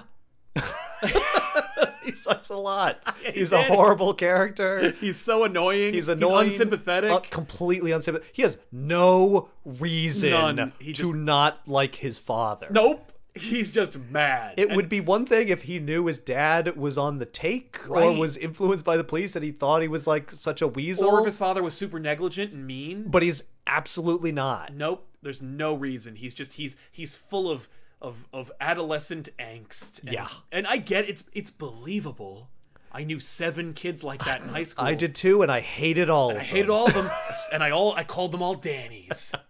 Just a bunch of disaffected redheaded jerks who wear Jimi Hendrix shirts. Yeah. Or was it Jim Morrison? I don't know. Maybe. I couldn't tell who it was, so probably not Jimi Hendrix. Yeah, I think it's Morrison. I have a note here. Danny, are you okay? Are you okay, Danny? Wow. Because those words are spoken. Oh my god, that's right. Are you okay, Danny? Oh my god. Were they making a subtle Michael Jackson joke? They didn't say it in a sing-song way like I just did, but they did say, Danny, are you okay? Are you okay, Danny? Oh my god. And I'm like, why are you saying his name so much? Yeah, and then why are you quoting Michael Jackson lyrics? I don't know. Also, I love that moment where he says, it's Dan now. Oh. Yeah, that is the... So maybe there were scenes cut. Yeah. Where they're showing his dad can't accept that he's like growing up. And he's like, don't call me Danny, or I hate when you call me Danny, or like I'm not a little kid anymore. Or maybe it's more subtle than that. Maybe every time he says Danny, it's like nails on a chalkboard for this actor. But you don't get it in the movie. No. So it's just completely out of place. Out of left field, he goes, and call me Dan from now on. Yeah. To retroactively explain why he's such a fucker to his dad. I don't know. There's no reason. No. There's no reason for Casey and April to get together. Not at all. I was rooting for them, and when I was a child, as an adult, I'm like, I don't get it. Yep. It's cute. Like their flirtation at the farmhouse is fun. Yes, they're clearly April's clearly attracted to him and is annoyed by it. Right. So that you do get that. And there's a lot of that, and I think that works. They never really bridge the gap. No. And it's probably editing. Yeah, they probably just cut it out, but there's never a scene where they really close the deal. No, the scene where they're supposed to do it is when he screws up and the swing breaks. Yeah, like you're one more step away. From that, and the only scene where they do seal the deal is in an uncomfortable sequence where he offers to give her a shoulder massage in which there is no dialogue. Yeah, she flinches from his touch, and he forces her to sit. In a very and then she action. Digs it. Yes, and I'm like, no. But then at the end, not that never happens. It's just not organic. Kids movie. Maybe don't influence that. The kids are already saying "damn." Yeah. And they're beating each other with sporting equipment. Yeah. Maybe don't if encourage... a girl doesn't seem interested at first, just keep going. Yeah. And then she will be. And she will. She'll respond. Now, it could be also a subtle way where she didn't like that. Like, he's pushy, And she kind of responds, but remember, she's pushy to him at the end and throughout the whole movie. Yes. But he says, I love it when you're pushy, which is kind of like this kind of like give and take, push and pull kind of relationship. Right. But she never says, I love it when you're pushy. No, she doesn't. In fact, she kind of indicates the opposite. Yeah. It's a little uncomfortable. Yep. A little complicated. And there's never a scene that actually organically and satisfactorily brings those two together. No. It's too bad. No. Because the kiss is not earned. It is not in earned. any way. But I do like it. Yeah, it's in the formula. Well, you know what it is? I could tell they were doing. You could tell they were supposed to get together from the previous scenes, and so they do. And the chemistry of the actors, I think, also comes across. There is some. I think it works. Yep. I think it could have been a lot worse. There's certainly more chemistry in that kiss than between Beyonce and Mike Myers in the end of Austin Powers 3, which is top 3 most asexual kisses I've ever seen. Number 2. Bill Murray and Sigourney Weaver's closing kiss at the end of Ghostbusters. Yeah. Where she is just pulling her neck back into her head like a turtle away from him. That one is great because it's like in the continuity of the movie. I know. You're like, she begrudgingly kisses Venkman. We're not talking about Ghostbusters. No. Though. Do you have any more? I got one more. The Turtles... Shredder has defeated Leonardo. Yes. Has him at weapon mercy. point, and so he tells the Turtles to stop. So they throw their weapons over the side of the building. Yes. I'm like, what? There's no chance. You gave now. them no. You could have just tossed them aside. I don't know. Well, you know why? Because the Michelangelo nunchuck has to end up Has to be caught there. on Yes. the fire escape. That is Which exactly I did not why. put together as a kid. I remember thinking as a kid, oh, the nunchuck didn't make it over the side. But I didn't put together that Splinter took the nunchuck and used it against Shredder. Mm-hmm. Well, it's because you've seen movies now, so you know. Now I know they didn't just put that shot of the nunchuck hanging that's there for Chekhov's no nunchuck. reason. No, it's great. It works. Yeah. It's just that's so funny because I watched them throw the weapons over the side, and I'm why like, did you why do would they that? do that? But I also watched the nunchuck. Yeah. Hang, get so I caught. should have put together that's why they did Right. that. There's just no in-movie reason for them to throw them so far. So They're far. not right next to the edge Maybe or it's just anything. they love their brother so much they don't Right. want Shredder to misinterpret Right. that they're trying to get one over. They on. know that a ninja would be like, no, you have to throw those weapons Over the side. so far you can't. I know what you're going to You're try fast, to do. you have skills. Yeah. I know what you're going to do. Don't push them 6 inches away from yourselves. Right. Don't holster them. They have that much respect for Shredder. Exactly. Yeah. Yeah. They know nothing else will do. No. Yeah. Apropos of nunchucks, of course, nunchucks are a complicated weapon in the pop culture landscape, particularly overseas. They cut out pretty much every sequence that Michelangelo wields the nunchucks in any prominent way overseas, particularly in the UK. Wow. Ninjas and nunchucks were a very big no-no. In fact, it was such a big issue that, of course, they had to change the name of the cartoon itself in the UK to Teenage Mutant Hero Turtles. Yeah. Because the ninja word was so violent. Well, ninjas are assassins, so... They're see, you're thinking of samurai and other like things.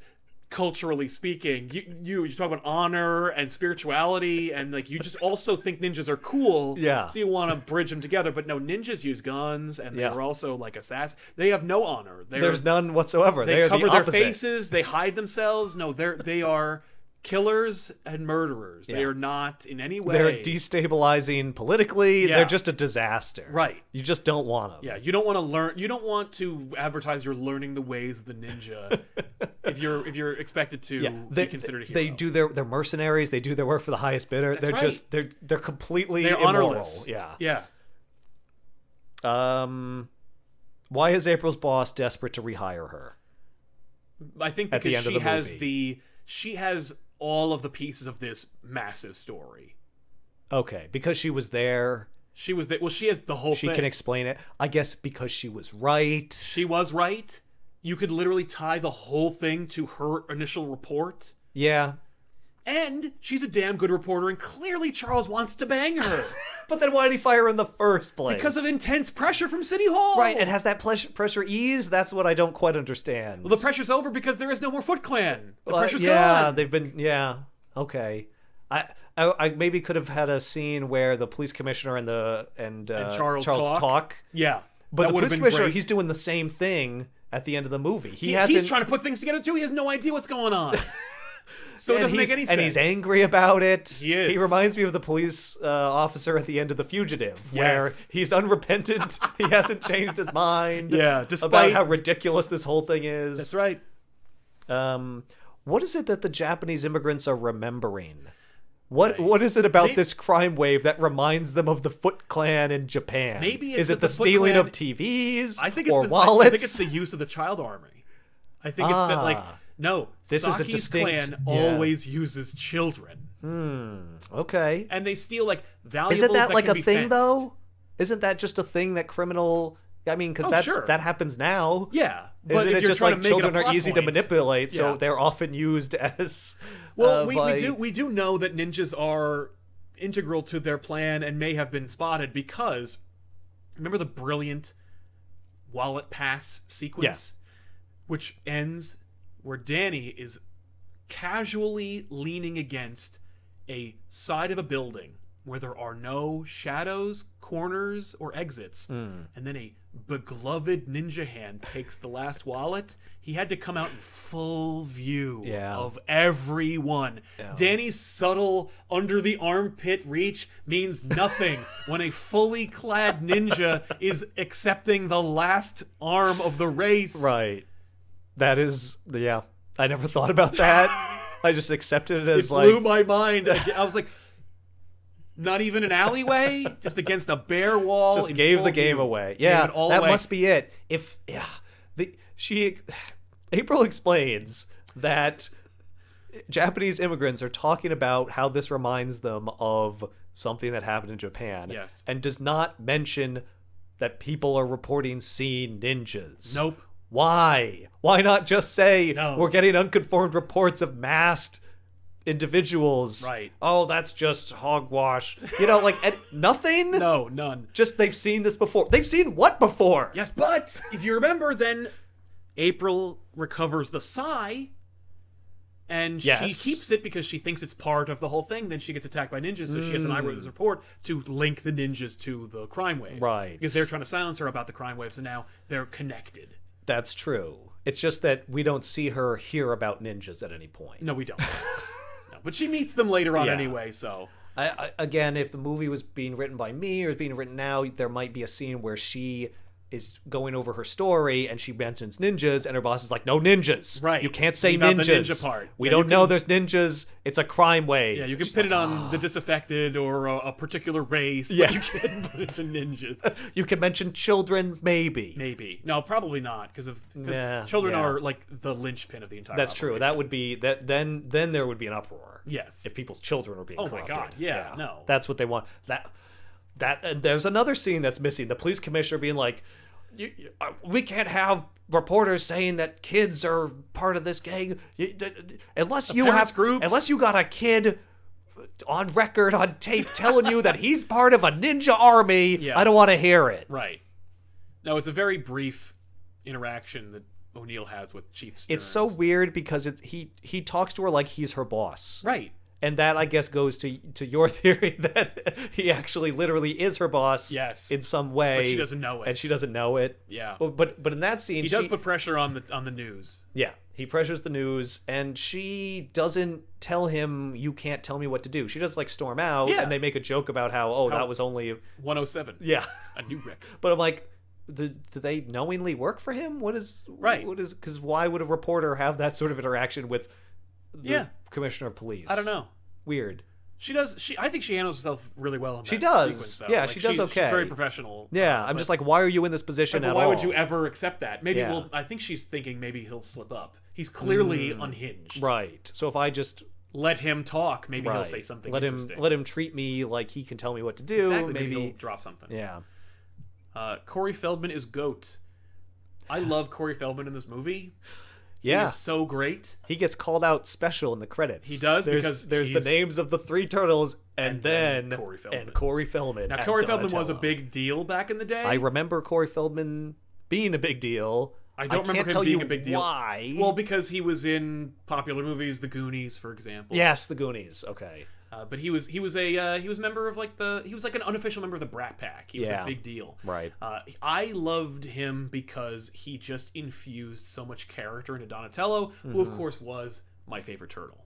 So Right. I loved the interaction that he has with Casey, even though Casey's clearly supposed to be meant to be Raphael's best friend. He Yes. becomes Donatello's best friend at the farm. But every interaction that Donatello has is funny, and it's given this real, distinct personality. And I think it actually might hold up better now because people don't know who Corey Feldman is. So you only get the character. You're not hearing You're not the movie hearing- Star Corey Feldman. You're Exactly. just hearing Donatello. Donatello. Yeah. But he really gives it that kind of like attitude and personality that the others kind of, they don't sound like their counterparts in the cartoon show, No, not at all. but they approximate. Leonardo is very much an authoritative adult. Yeah. You know, Michelangelo's spot on. Yep. So great. Raphael, again, great job. Yep.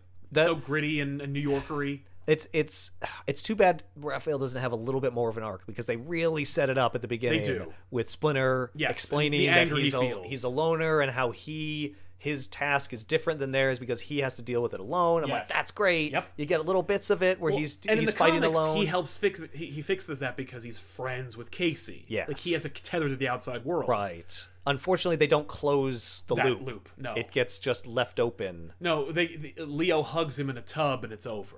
Yeah. The voice of Splinter's great. I love Yes. Splinter's voice. You know who that is? No. Elmo. Really? Yes. The Wow. voice of Elmo. Okay. Man has range. Right? Yeah. Everything about Splinter's great.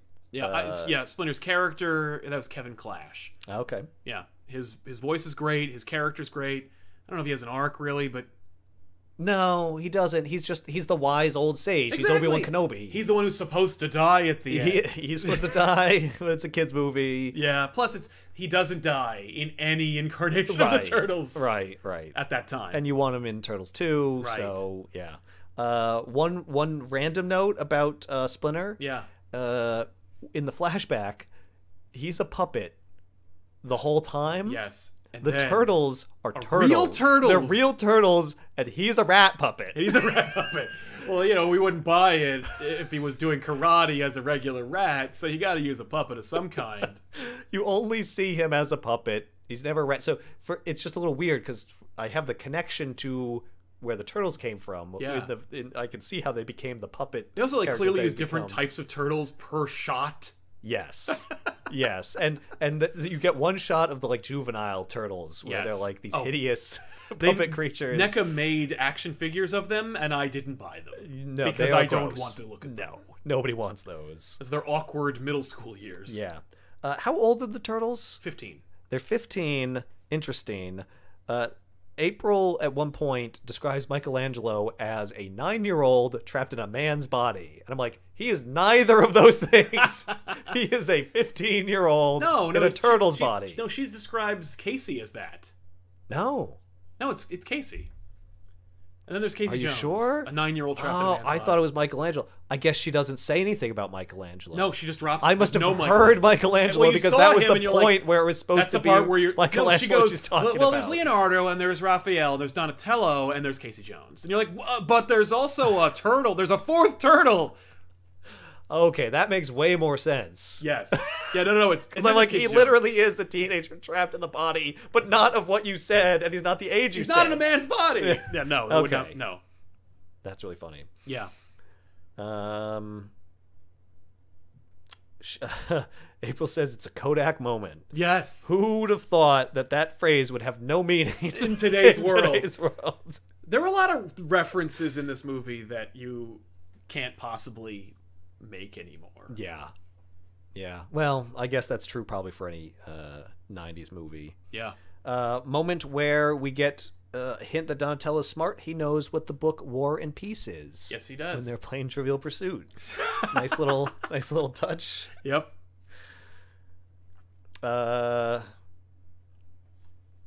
Training montage is perfunctory. We mentioned that. Yep.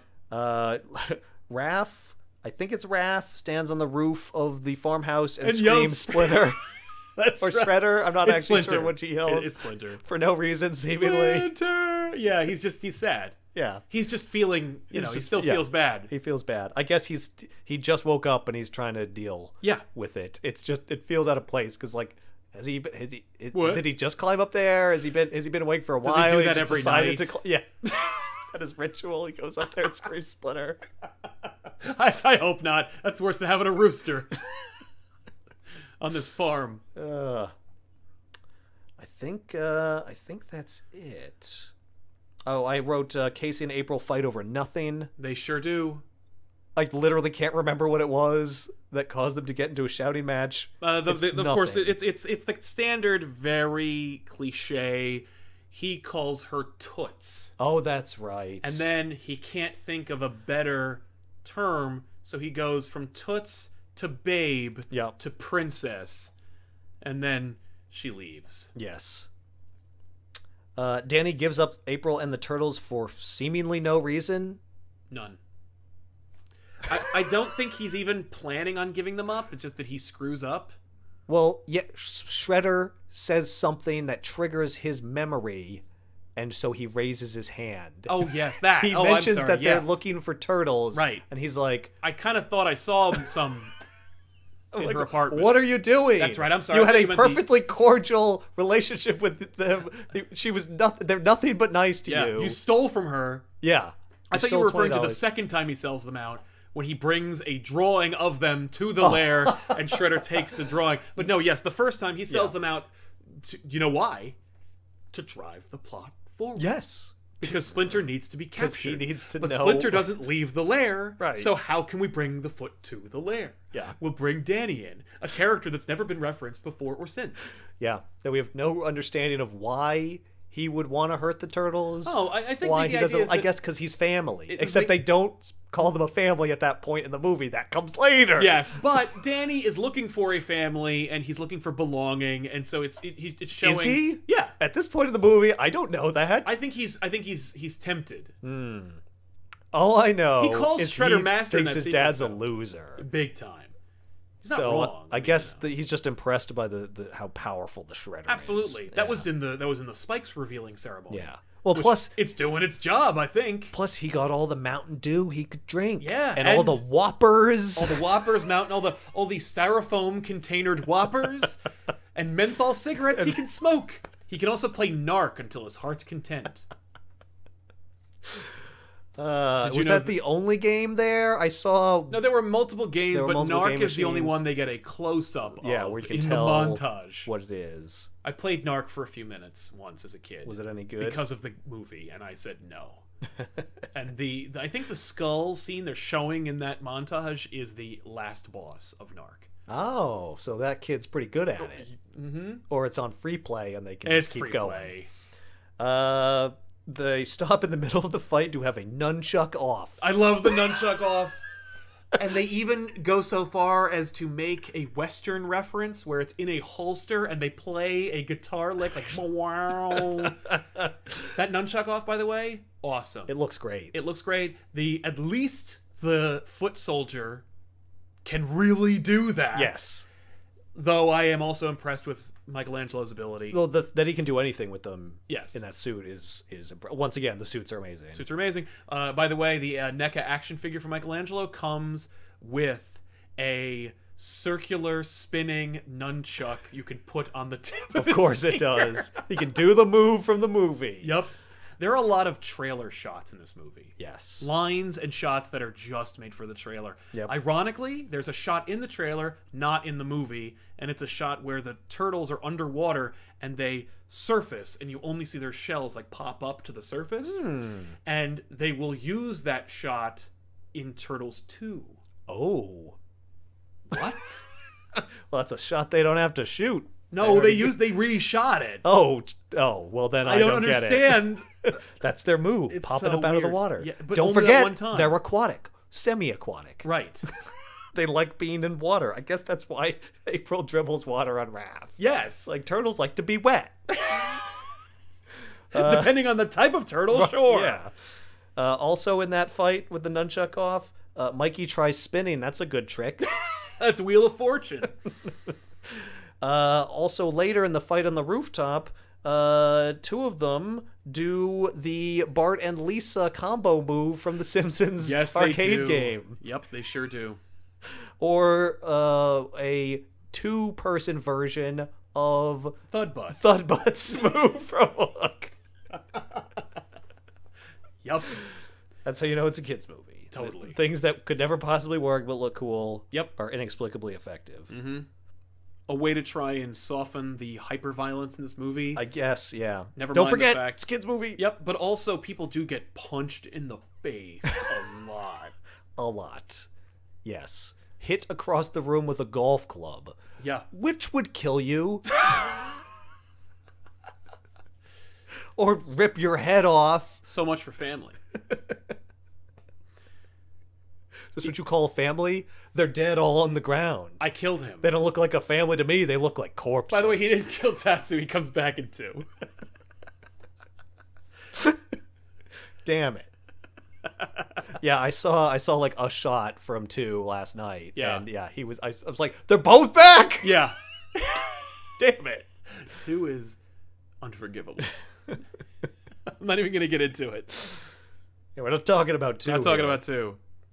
I Nicole think Kidman almost played April O'Neil. that's so funny because I remember thinking that April kind of looks like Nicole Kidman. Yeah, no. They get Judith Hoag. Judith Hoag. Who, by the way, is great. Yeah. Love Judith Hoag in this movie. As a kid, took it for granted. Took a lot of things for granted. You know, because as a kid, you just assume that these amazing things are just going to happen because you like them. And that it's perfectly cast. You know, like Shredder has a cool voice. He's cooler than he is in the cartoon. There's no annoying farting brain monster. The foot soldiers are people. The weapons are used. Yeah. The turtles look amazing. And April is great. Yeah. Yeah, that actress who I've never seen anywhere else. You've never seen tries in anything? And she acts. 2 more notes. During the antique store fight, it looks like the store is like coated in like gasoline or something. Oh, the flame just swiftly fly across overtakes the ground. It's amazing. We need to get a shot. The movie's only got $13.5 million, and probably 10 of it went into the turtle suits. Yeah. Oh, that also you could tell exactly when the movie runs out. It's on that rooftop scene. Yep. Where they each fight Shredder for about 5 seconds, Yes. and then the movie stops. Oh, you mean that rooftop set they built with a painted backdrop? That New York skyline in the rooftop sequence looks as fake as the backdrop of a New York City skyline that Daniel Clamp drapes over the Clamp building in Gremlins 2 to fool the gremlins into going outside. That's how fake that looks. I'll make an esoteric reference with another esoteric reference. How about that one? Well done. Awesome, I appreciate it. When Shredder's first appearance in the movie, is someone playing actual drums as he walks into the crowd of people? Because you don't see them, but they all know he's coming. You know he's coming, yeah. I assume yes. I assume it's definitely drums. That's awesome. He has an endless supply of foot soldiers. They can't all be doing ninja skills. Some of them have to they're be the learning drummers.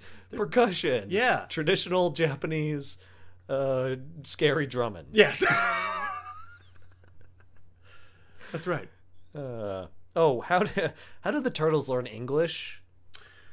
Right. I Well, guess my assumption Splinter is that learned Splinter learned English from English his from Yoshi when master. he moved to Japan, and then subsequently was like, well, we live in New York. We're not going to Japan anytime soon. I might as well teach them English. Yeah, okay. Also, they probably got a lot of their... I mean, they got accents and stuff. They probably heard Yeah, it from TV. From TV and outside. Yeah, good point.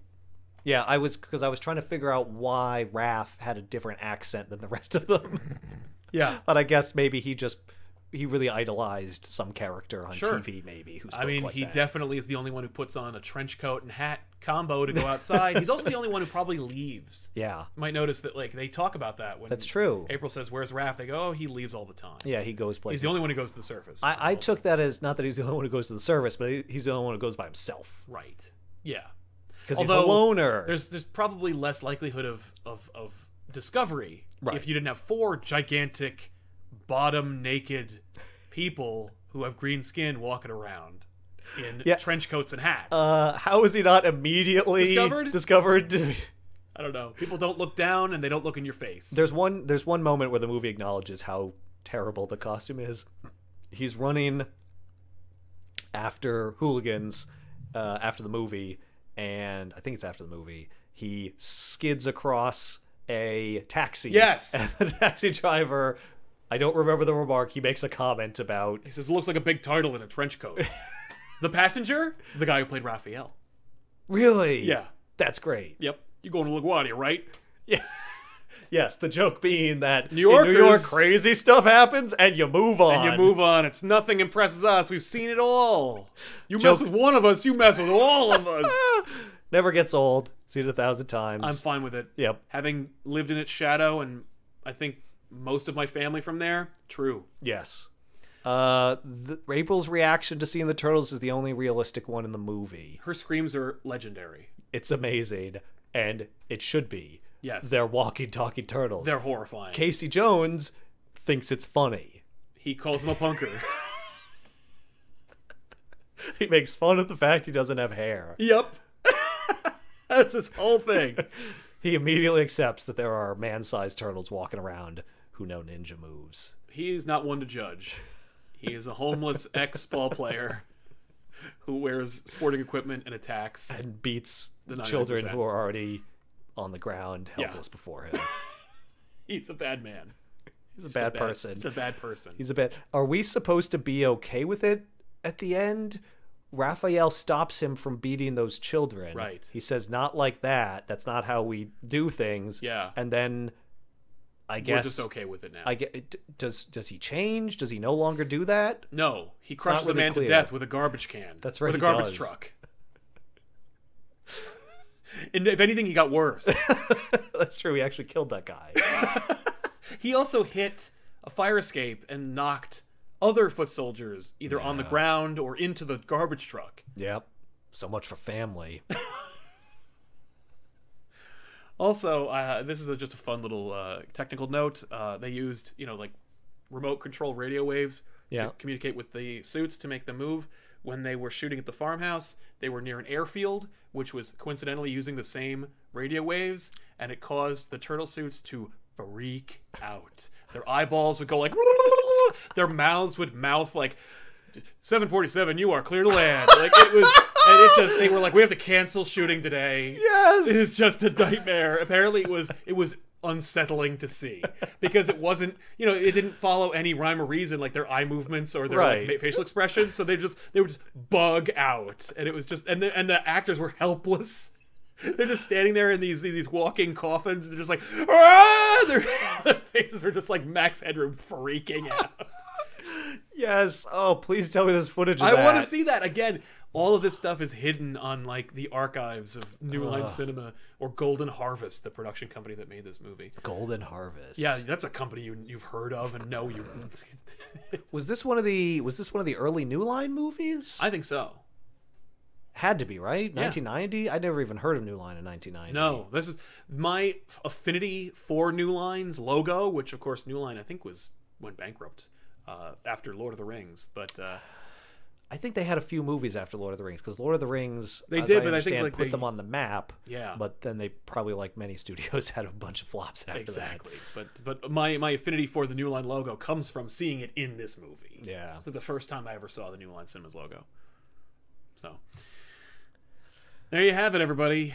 Teenage Mutant Ninja Turtles, the 1990 blockbuster. Oh yeah. Absolute smash hit. $135 million off a $13.5 million budget. It's the highest grossing independent movie made at the time. It's like the Rocky of children's ninja mutant Franchise creature films. movies. Yes. Because no one wanted to make it. No one liked it when it came out. No one was rooting for this movie. Rocky won Best Picture, didn't it? I think it did. Or Best Script, Best I think it Writing, won Best Original Screenplay. Yeah. Yeah, maybe it was that. Which means Sylvester Stallone has an Oscar for writing. Yeah. Wow. Certainly ain't for acting, that's for damn sure. Hey, no begrudge, don't stop or my mom will shoot. Whatever the hell movie it was, Cliffhanger. I think that was Stop. It was Stop or My Mom Will Shoot. Yeah. No, I was merging movies. I was thinking, Don't Tell Mom the Babysitter's Dead, but she is not in. Don't tell Mom I'll shoot your mom. Or my mom will shoot my mom. Yeah. That didn't go anywhere. No. Teenage Mutant Ninja Turtles was a phenomenon whose time will never come again. Not like that. They'll never make a movie like this again. No. And it'll never be the pinnacle of pop culture that it was. That it was at that time. No. You couldn't get away from it. Toys, shows, Yep. everything. Its influence on the franchise after its success was the stuff of legend. After the Ninja Turtles decided to change the cartoon theme, they started incorporating scenes from this movie into the opening credits just to trick you or to ride on its success for no reason. Just to remind you that it happened. And it was such a success that they fast-tracked 2. 2 came out 1 year later. 1 full year, that's it. That's unbelievable. That would explain why it sucks. Why it's so terrible, but like also because they were just like, we got to move on this now. Yep. Like, it wasn't even a conscious decision to reuse the old suits. They were just like, no. We only have those. Yep. We need to start shooting tomorrow. Yep. Well, we're not going to pay to put them in storage. No. Or rebuild any of this Though stuff. they did actually upgrade the animatronics for 2. Oh, yeah? Yeah. So they look better? They are more articulate. Okay. Like, their facial expressions are more suited to They are the technically more difficult to do. Yes. They can technically accomplish more things. Okay. And that is to its detriment. Unfortunate. It is. It's very unfortunate. But this movie, not so much. The only thing that I do regret about this movie is the marketing for it. Because like any aftermarket stuff, like you get this movie and it's just this gritty psychodrama about broken teenagers that live in the sewers and murder a man at the end. And yet the poster is they crammed these prop head puppets into a sewer grate and put the name on top of it. It does. There's nothing really organic or fun about any of the marketing for this movie. The action figures afterwards were made after they made the other 2 movies, so they got these weird, gross spots on them because they think that makes them look more realistic or something. There's nothing that you can hold besides the Blu-ray, not even the DVD because the menu sucks. The Blu-ray that says I like this movie specifically, except for those NECA figures, which are made lovingly in like amazing, stunning detail. That's a recent addition, right? It is. It was like it's like 2 years old. Yeah. They just started making the Shredder figure and the Foot Soldier figure. It was a desert of Ninja Turtles, an oasis paraphernalia. Yeah. Thanks for watching this episode of Caravan of Garbage. Yeah. If you decide to use this, if you ask Sal. Not garbage. Not appropriate. Oh no! Well, sometimes they just do movies they like. Oh, on this show. I see. Yeah, but you're we're highlighting the garbage and the good and the non-garbage. Yeah, exactly. Yeah. But if you enjoyed this kind of conversation, come check us out over on youtube.com/comicpop. You'll catch me and Ethan and even more colorful characters like the turtles themselves. There's a foursome. Yeah, that have their own distinct personalities and color schemes that you'll really enjoy. Over there, check us out. But in the meantime, congratulations to James on his new edition, and we will see you guys maybe next time because we could do more. There are 2 more of these. Yeah. Diminishing returns, though. Right. This is it as far as quality is concerned. This is well, the we last could have time... some fun though with low quality. I have things to say. There's things to say. Thanks a lot. I'm Sal. I'm Ethan. So long.